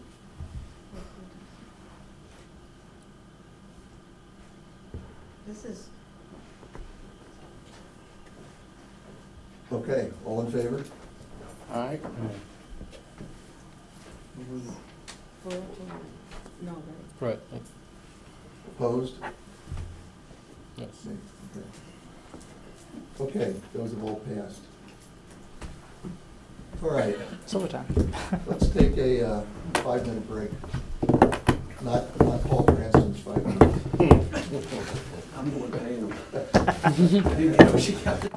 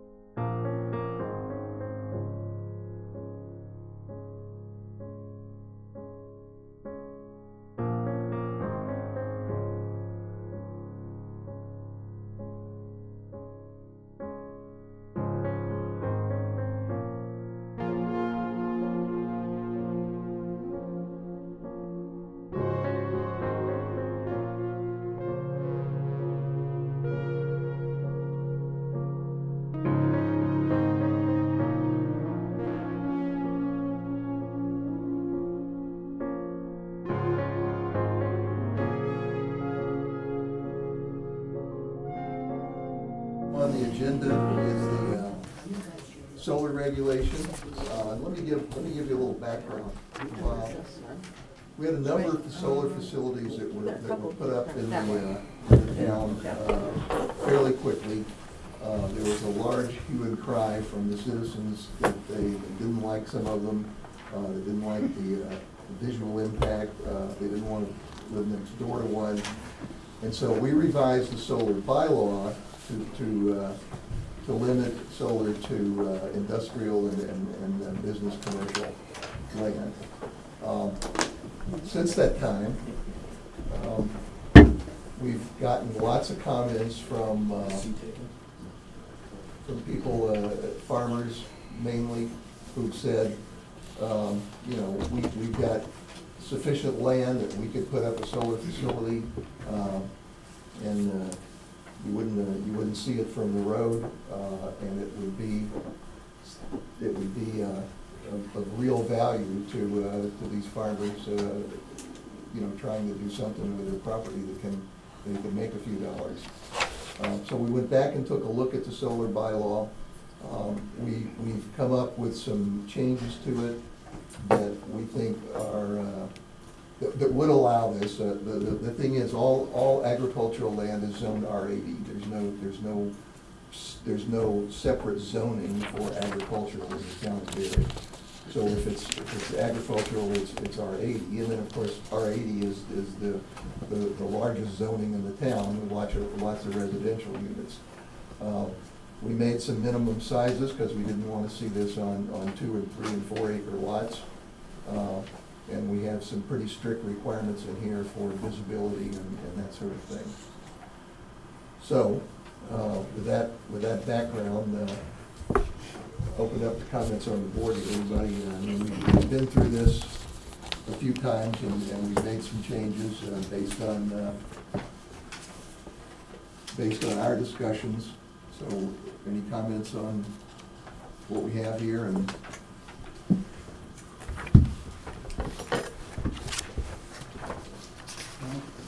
straightforward.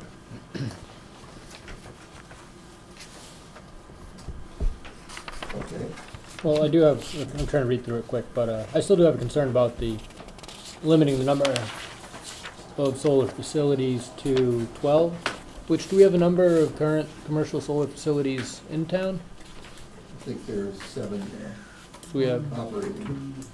and did we ever define whether or not that would be, so if the project was divided out into 3 fields, if that's considered one solar field, or if it's based on the permitting? I mean, this is all before I was on the board, but when this commercial ground mount solar fields came in, and they broke it into 2 or 3 separate solar facilities, were those all separate permits?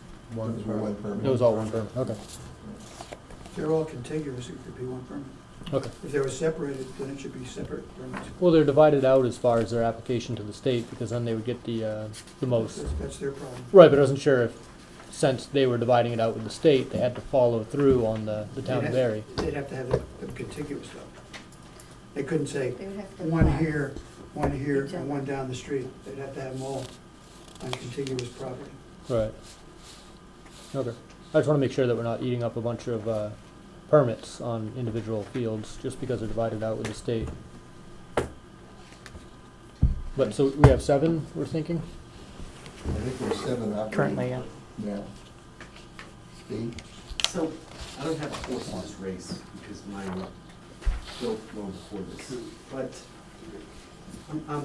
I'm really curious. Why are you limiting it to any number? And just to emphasize, I just kind of joked with Peter, and I just did some math. So, and this kind of goes to your question, so, my Vernon Avenue, Floyd? Yep. Technically, there are 2 solar farms, even though it's one, but there's 2 different assessors card. So since 2013, between Vernon 1, Vernon 2, and Barrywell Solar, in taxes, including the additional property taxes, we've paid $92,131. So we've paid about $315,000 in property taxes over those 4 years. And I can tell you that we haven't put any kids in school. And I can tell you that in 4 years, the police have never been to any one of the solar farms. So I understand that you're trying to zone it so that maybe it's not right there. That I get. But I'm wondering why you would limit it. I mean, if We're limited for a very specific purpose. We're starting small. We don't want to open this up for unlimited development. We want to start small and then see how this unfolds. We're not saying this can't be changed down the road. It will most certainly be changed down the road. But we want to start off with a few and see if we can do this and do it right. But wouldn't the market dictate that? The market will dictate whatever the market wants. Right. That may not be what all the citizens of Barry want. But this would, so 12 can fill up pretty quickly, especially at 250 kilowatts is tiny. I mean, you could put those up at anywhere. So 12 could potentially fill up in 4 months, 3 months. But that would then mean a potential developer would then have to wait to another town meeting and another process like this. And that could really stifle potential development in the town. I mean, if you're gonna have a real comprehensive bylaw, wouldn't you as a board then be able to kind of dictate how many actually go where they go? Because they would have to comply with your bylaws No, instead of just we can applying a number? only require compliance with the conditions that we put in. Right. We can't say, if we make it unlimited, we can't say, well, we don't want to put these next 3 in. We can't do that. Sure, but your potential bylaws will dictate where they can go and how many can go, because there's only gonna be a It won't finite number dictate of. how many unless you put how many in it. Well, there's only a That's- finite that's- number of parcels that will comply with your bylaws. But we don't know what those are. We don't know whether that's 10 or 300. My thought is if you could put 300 in and they would meet the requirements of the bylaw, and the bylaw is based on the outcry of the town as far as being the visual impact. So if the town of Barry could put 300 of these ground mount solar facilities in R80 and not have any unfavorable objections from the citizens of Barry, then why wouldn't we want 300 solar fields in $20 there? million a year in taxes. But my thought is that, I understand the reasoning for the number so that we can open the gate and we can see how the development goes. And, I mean, that is a legitimate concern, but I also think, too, that the main concern from residents of Barry is the visual impact, and I think we very well addressed the visual impact. So, and going by the numbers, 5, I mean, I can already think of 5 people that have talked with me about putting a facility in if this goes through. So then, and, I mean, these are all out in the middle of nowhere locations that are certainly not going to be objectionable. So once you put those in and everything goes fine, are we going to wait for another town meeting and then put an amendment to the solar bylaw to allow for 5 more permits, and then we'll go from there and do that on an annual review basis? I'm just kind of curious as to how do we progress once we realize that everything is proceeding as we had planned. I can't tell you how it will proceed. You're asking me to predict the future. Well, so they fill up. It'll unfold the way it unfolds, but, you know, if you wanna see 300 solar facilities in Barry, I can tell you there are a lot of people in Barry that don't wanna see that. Well, I mean, 300, I'm not being serious about 300. I'm saying that if you can fit a certain amount of facilities in Barry without any objections, because, you know, they fulfill the guidelines of our bylaw, and the bylaw addresses the objections, then, I mean, really, there's the benefit. I mean, I think we need to be accountable for what we use. We all use electricity. And is that right for us to, you know, bring in electricity and then say not in my backyard? And I think that solar does give that option for us to be able to say that we are going to be accountable in the actions we take. So, I mean, I think that we need to start addressing the greater issues, and I think that if we can address the town issues with the greater issues, then it's a net win for everybody. Well, I think we are addressing the greater issues. We addressed those when we restricted solar to commercial and industrial. So, I think, And if it's taken all these years and we've just got 7, wouldn't it be reasonable to assume that 12, it's gonna take us for a few years to deal with the 12, and then we could create a. No, it's 12 total, sorry, just so you know. It's not, it's 12 total, it's not 12 more. Okay, all right, that's a good point. That's a good Yeah. point. Sam? You know, as time progresses, and those people who are more astute than I in the solar biz, as time progresses, the rules and regulations, state rules and regulations, and the federal benefits are drastically changing. In the beginning, there were certain benefits. Now there are less, and there's a new program coming out, has come out, it's called the SMART program, which I've been told from people who are in the solar business is not very smart, and it restricts the income of the individual lessor, and it restricts the income of the lessee, and now with the fact that there's tariffs on some of the foreign solar equipment, it would make the desire of developers less desirable to bring it in. So if we have in the back of our minds as a town that we want to bring in solar, we need to think about being a little less restrictive, because the market itself is going to restrict the town, because the town is going to be relying on personal property taxes and other taxes that are generated by these companies. And maybe, like something new, a child likes to play with a new toy, and after a while they get tired. Maybe these developers are going to get tired in here, and a lot of these regulations that we're initiating are not going to be logical for growth. That's all. Right, well, To respond on that point, I understand the phenomenon you're talking about, like a new toy and then you might tire of it and then discard use of it. I think solar and renewables in general don't follow that paradigm. In the sense, I have family that lives in Germany. Germany operates 85% of every kilowatt it needs from solar and other renewables alone. It's the sort of situation where, unlike your distaste of a new, or anyone's distaste of a new technology, you can either ride the wave or you can get crushed underneath it. Technology will develop whether we like it or not. So it's the sort of thing, I think we need to get ahead of this and put some pretty common sense restrictions on where these things should be placed, keeping them out of eyesores and keeping them out of eyesight. But I think outwardly just suppressing a new industry doesn't make that much sense. And if we're going to be generating new income, I think this is a really good avenue to do it. And also it's important to know that sites that are developed, that are currently farm sites, that are used for solar applications, it doesn't mean it's a permanent thing.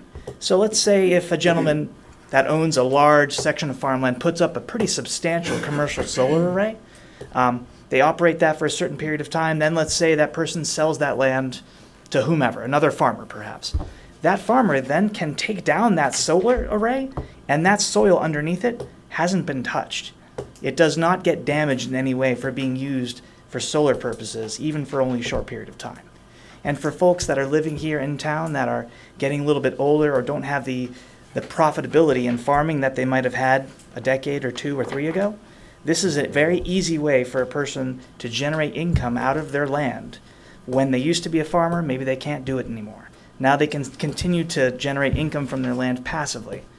And that's something that I don't think we should just completely rip away or take away that option. Well, I wasn't disputing it, I'm just saying Yeah. that because of the new rules and regulations, become less and less and less desirable. That's true. Economically, and then, so if we put a lot of restrictions on it, and it's becoming less desirable, we're not, the town as itself is not going to benefit as much, because number one, we've restricted, and number two, the state and federal government has done some restriction, so it's less desirable, that's Well, all. most of the restrictions come from the federal government, and those tariffs that were recently implemented were done at a whim. And that would probably, I would even say, would probably only last a matter of 3 or 4 years. Those tariffs on foreign-made solar panels are not going to last. I'd be willing to bet my horse on it if I had one. So I wouldn't be able to say that. Yeah. Well, either way, what I'm saying is that I don't think we should plan and craft a pretty long-standing restrictive solar bylaw for something that might be just a tick in the political weather vane. It might just come and go in a matter of a couple of years. But also, the financial viability of solar is not a concern of the planning board. So if it's not a viable business, I mean, that's here nor there for us.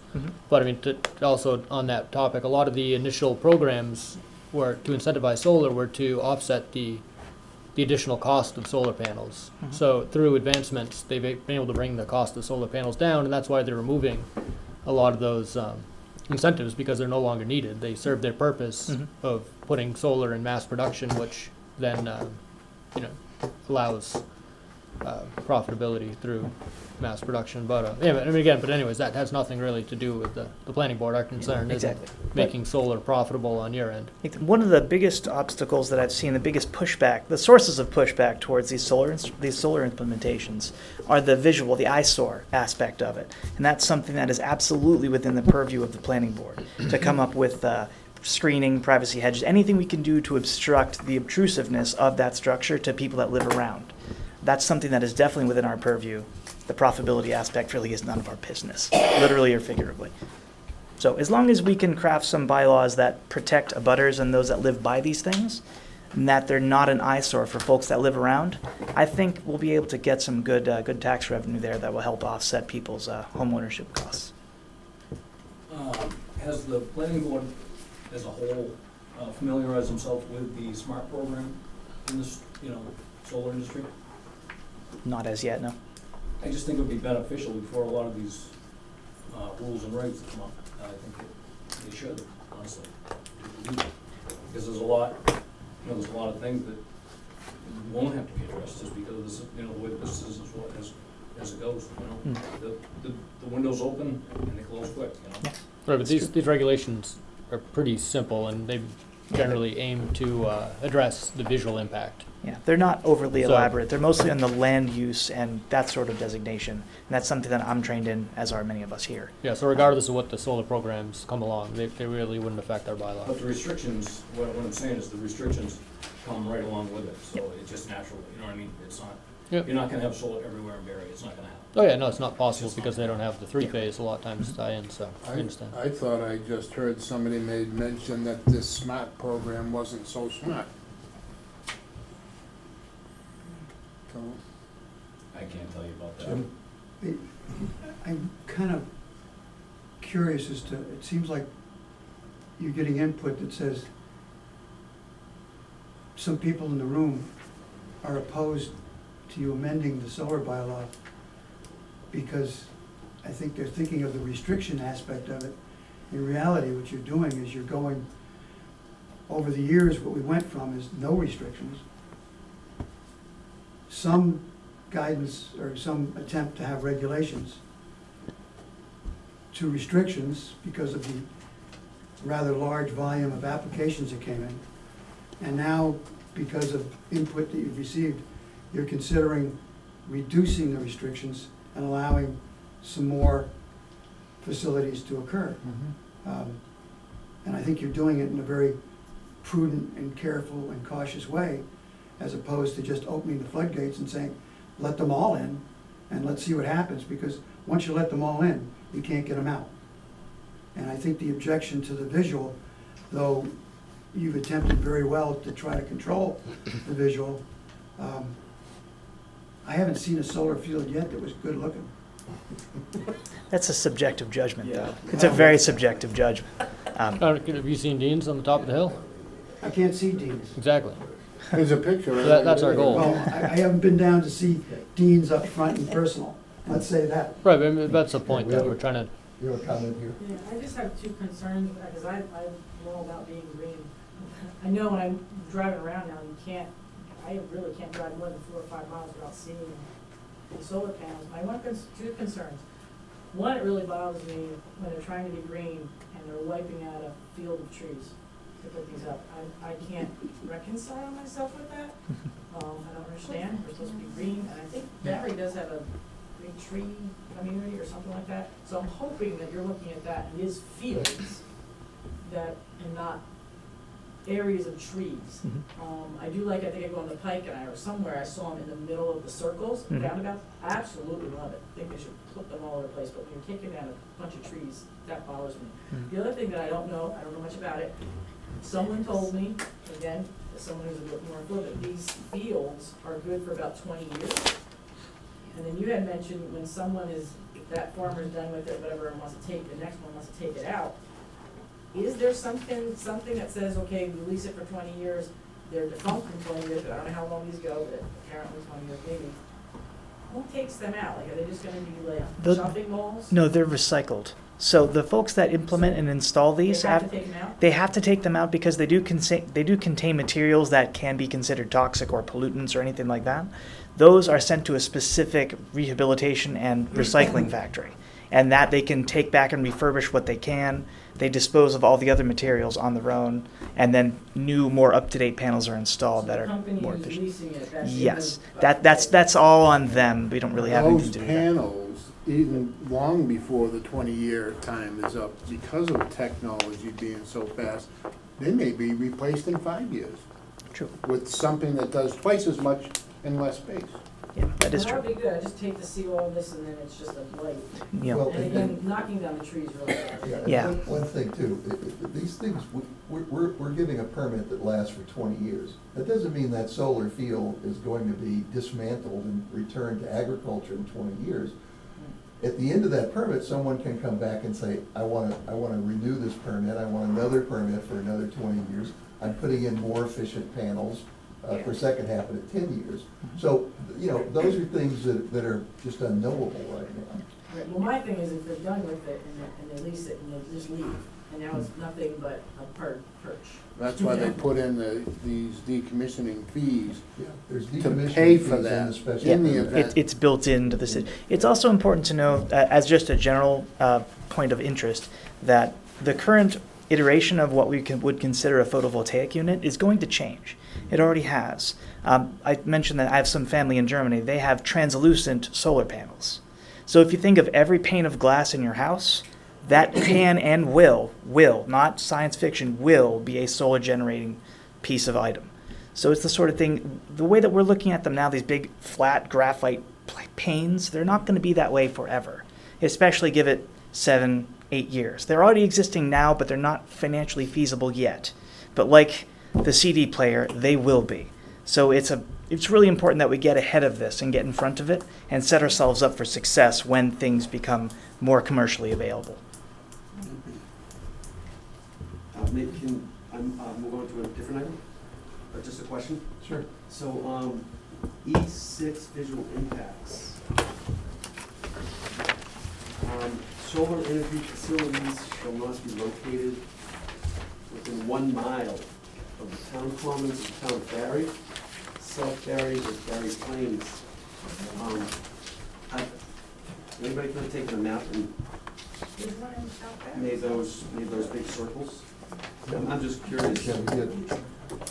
That must take out a big portion of commercial industrial land. Well, the idea was visual impact in the center of town. But This is a mile from it. that map over there, it's 4 inches out. It's 4 inches circle. 4 inches from the center, 4 inches. And how many solar panel arrays are in that circle now?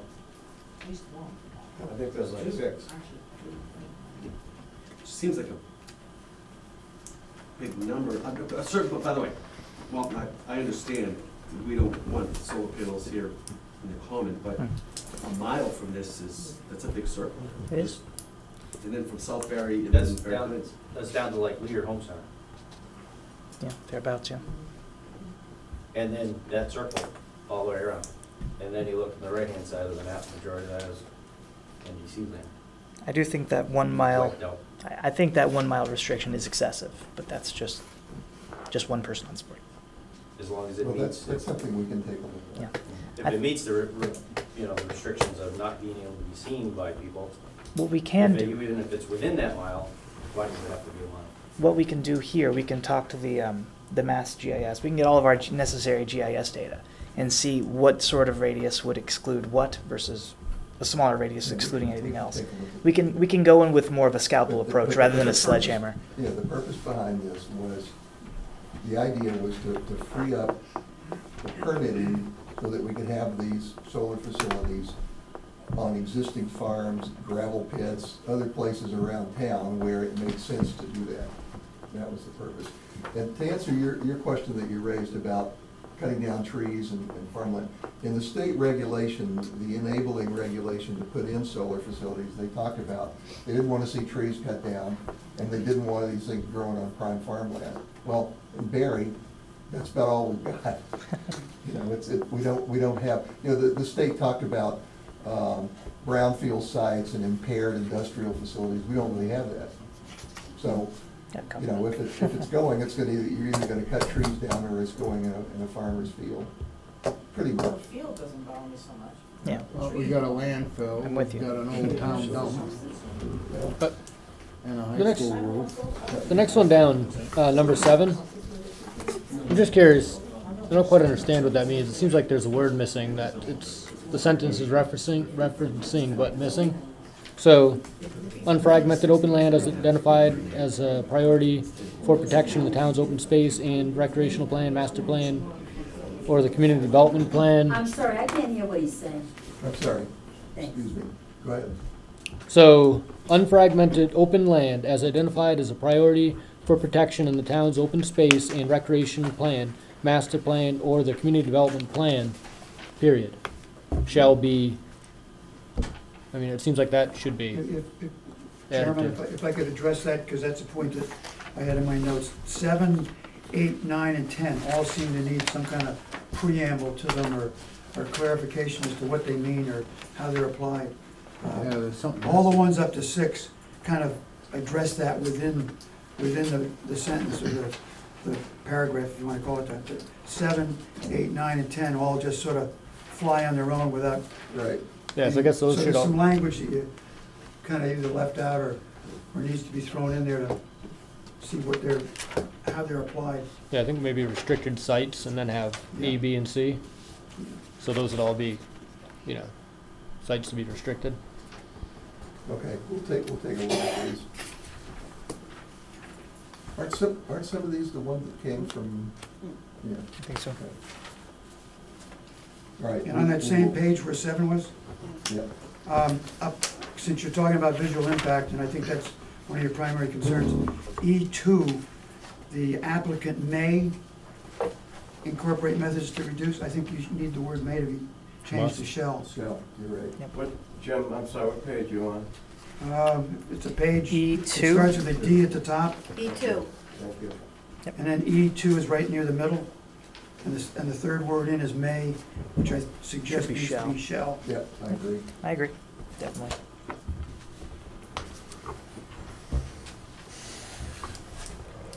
Sam? I've observed some solar facilities around, and I don't know whether the board has ever thought about the connection point. Now, there's a connection point issue on South Street that you all know about. Mr. Chairman, I'd like to have him table that. This isn't the place to discuss that.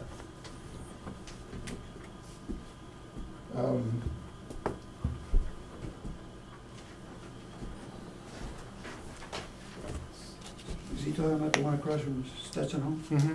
That's the one the board has already Address. taken some steps, and they're gonna Mhm. address it with the The one at Stetson where they bulldoze the walls. and- Yeah, those two breaks in the But stone what wall. I'm trying to say, Mr. Chairman, is that I've been at a lot of meetings, and the board has never, because of inexperience, this is a new type of technology, because of inexperience, hasn't realized that there are different methods of connection, and relied only on the engineering of the companies who put these facilities in, and it has been found that a desirable way of connection is through something called a pad-mounted recloser versus just indiscriminate poles that could be logical in an area that might be a gravel pit or something, or whatever the sort is, rather than in an area where it might be more aesthetic to have less poles and one connection point rather than a bunch of connection points, just only for visual concerns, that's all. Okay, thank you, Sam. Thank you. And I'm a little concerned about the visual impact, just because it doesn't give any methodology as to how you're going to determine it. It seems very case-by-case basis. I think you should at least have some sort of minimums in there as a suggestion. Okay, minimum in. Minimum setbacks. We do. Yeah, I thought we discussed the 250-foot setback. Did that not make it in? I didn't see it, but I was just skimming it, so. Yeah, for the R80 specifically. Visual impact from roadway. Yeah, so I guess we should review and make sure that that does make it in. Make it in, yeah. Why is it not in here? We'll, Well, the rear setback, 50 feet's not a lot of setback. Do you see a setback we have in there? It's on, It's I-1. I-1? yeah, it's a page that has an H at the top. And the I's down to almost the middle. Mentions 50 and it mentions 200. Mentions 100 too. Yeah, it's not, I saw it, there it is. Well, these would be the old ones in regards to the commercial industrial, right? So we never revised them. Well, I guess, I think that's for all facilities. no, but for the R80 though, that's where the revision is coming in, where we're opening up the solar bylaw. And I thought specifically for the R80, we discussed the 250-foot setback from, I thought we had that. yeah, I also did, it must have cut I it thought cut I out. seen it, No, it was already in the solar discussion, and we're trying to see if that would be worth incorporating into the marijuana. But I guess maybe it got, right, is that an agreement that do we all think we had the same understanding that there's a 250-foot setback that we had previously discussed, or am I missing that? we discussed it. Yeah, I remember discussed talking it. about it, but I don't But remember. I don't think we came to an agreement on it. Okay, I thought at least made it into the draft. Was that for R80? Alright, Yeah. yeah. I think that's what he's. I remember it being talked about. I don't remember it being passed. I thought I saw it in writing at least.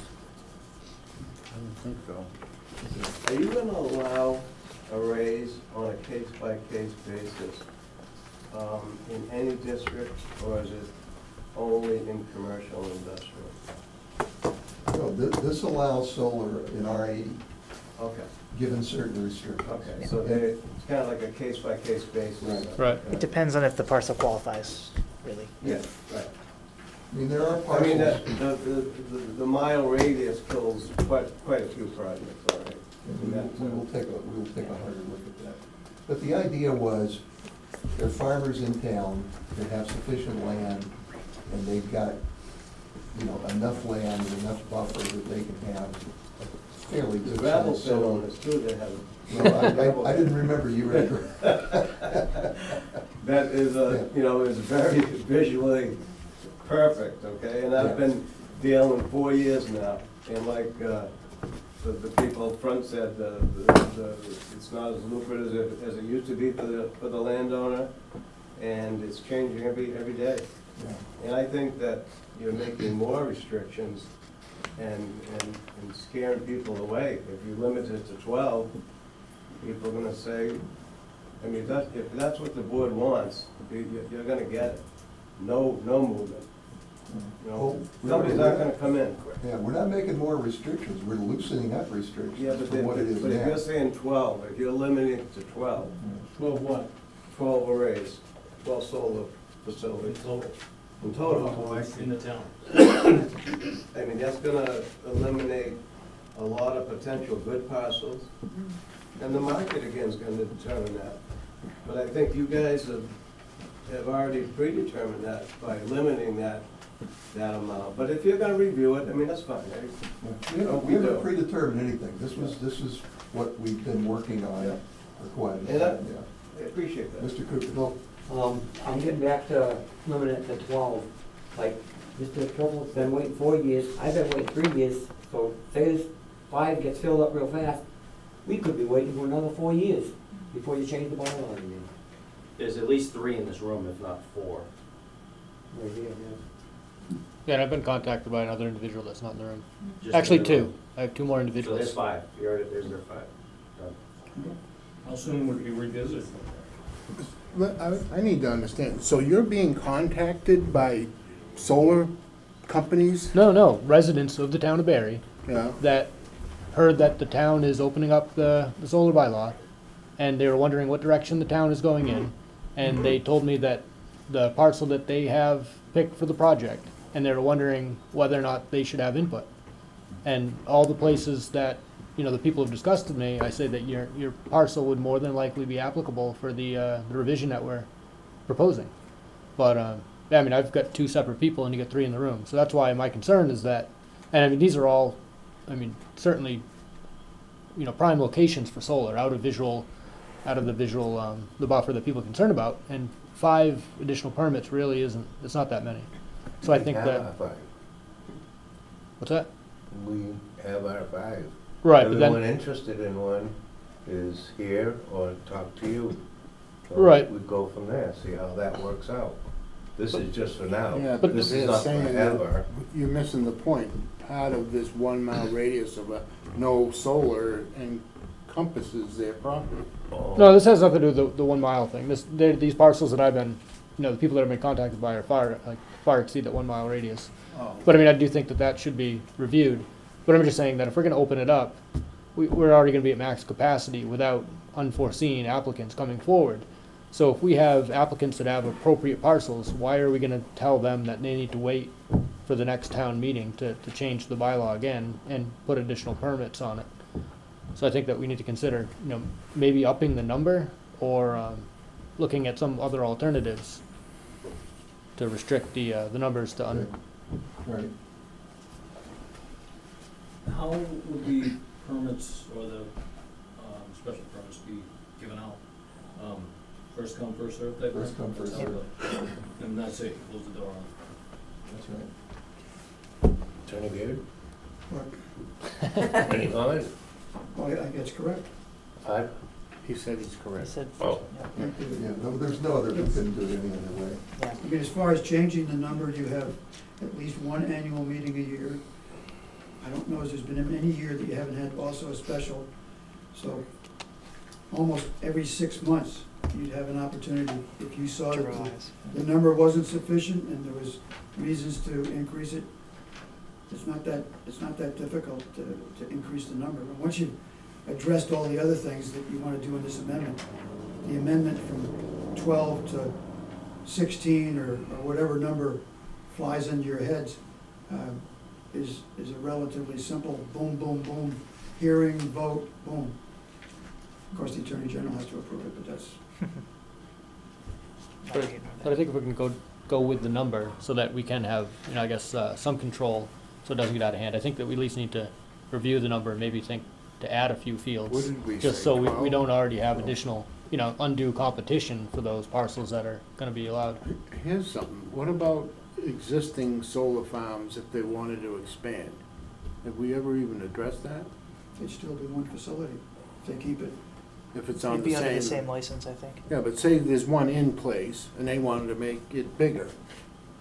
They'd have to come back to you to Hold get the, permission to expand.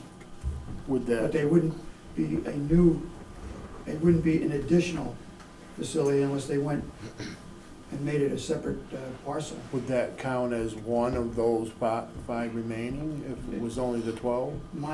Off the top of my head, without thinking, for 3 weeks about it, would be yes. Yeah. It would be an expanded one of the existing 7.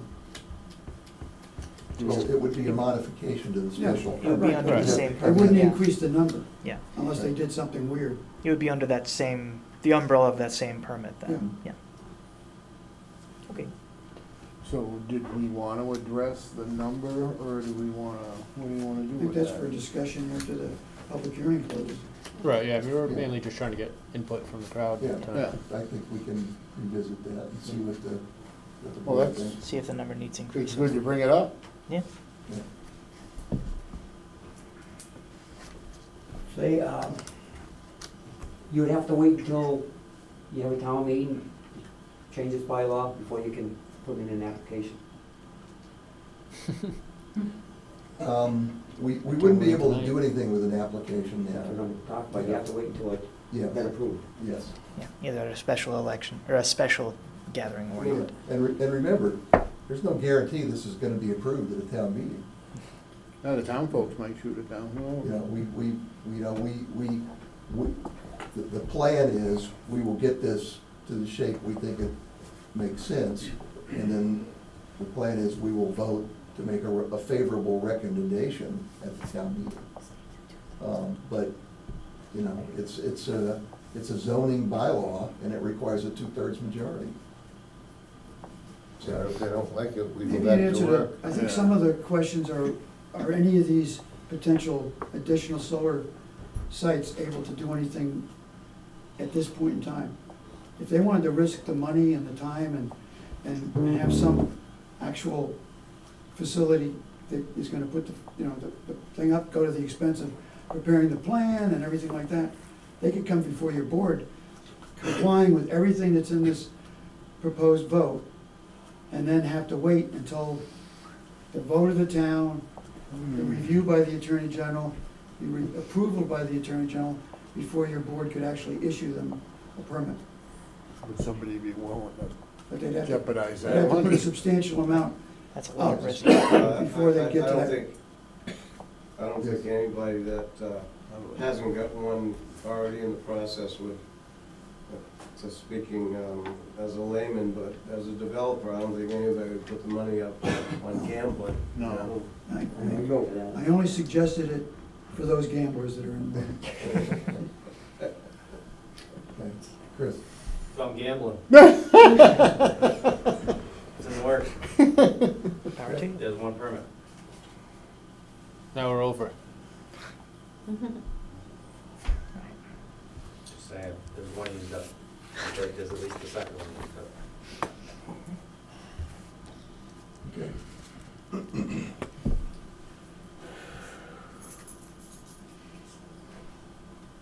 Celtics are still on. Anything else? One more, I Yes, would sir. just Your ask 5 minutes are up, Peter. if the board would consider raising the number a little bit, okay? That's all. You know, That's I'd go with that too. that's definitely under consideration, The board will definitely. certainly Thank you. consider that. Yes. Well, meeting, putting it down, but I'd like to thank you guys for working with us and reestablishing this new bylaw, so we can at least keep our way in. Yeah. Yeah. Well, thank you for saying that, we appreciate it. Okay. All right? So you say the Celtics, and everybody's gonna rush out the door. No, everyone's got itchy feet. Who's got money on the game? Okay, thanks. They had a rain delay. Yeah. I want to thank all of you for coming, and I appreciate your input. Dean just It's a adjourned? difficult process, we're trying to do the best thing we can, but we also. I'm saying Dean adjourned the meeting with the Celtics comment. individuals that want to do this. You may wanna close the public hearings that you've already done, because I don't think you've formally done that yet. Okay. And then you got 2 more to go. Two more. No, No. that's two. No, that's it. No, we're done. Oh, those aren't tonight? No, No. tomorrow. Boy, you're pushing. Well, hey, you guys are, Okay, you guys motion to are. adjourn. Second. Motion. All in favor? Second. The- Third and fourth. All in favor, all opposed? Put my hand down on that one. Trying to put his hands on The it. meeting.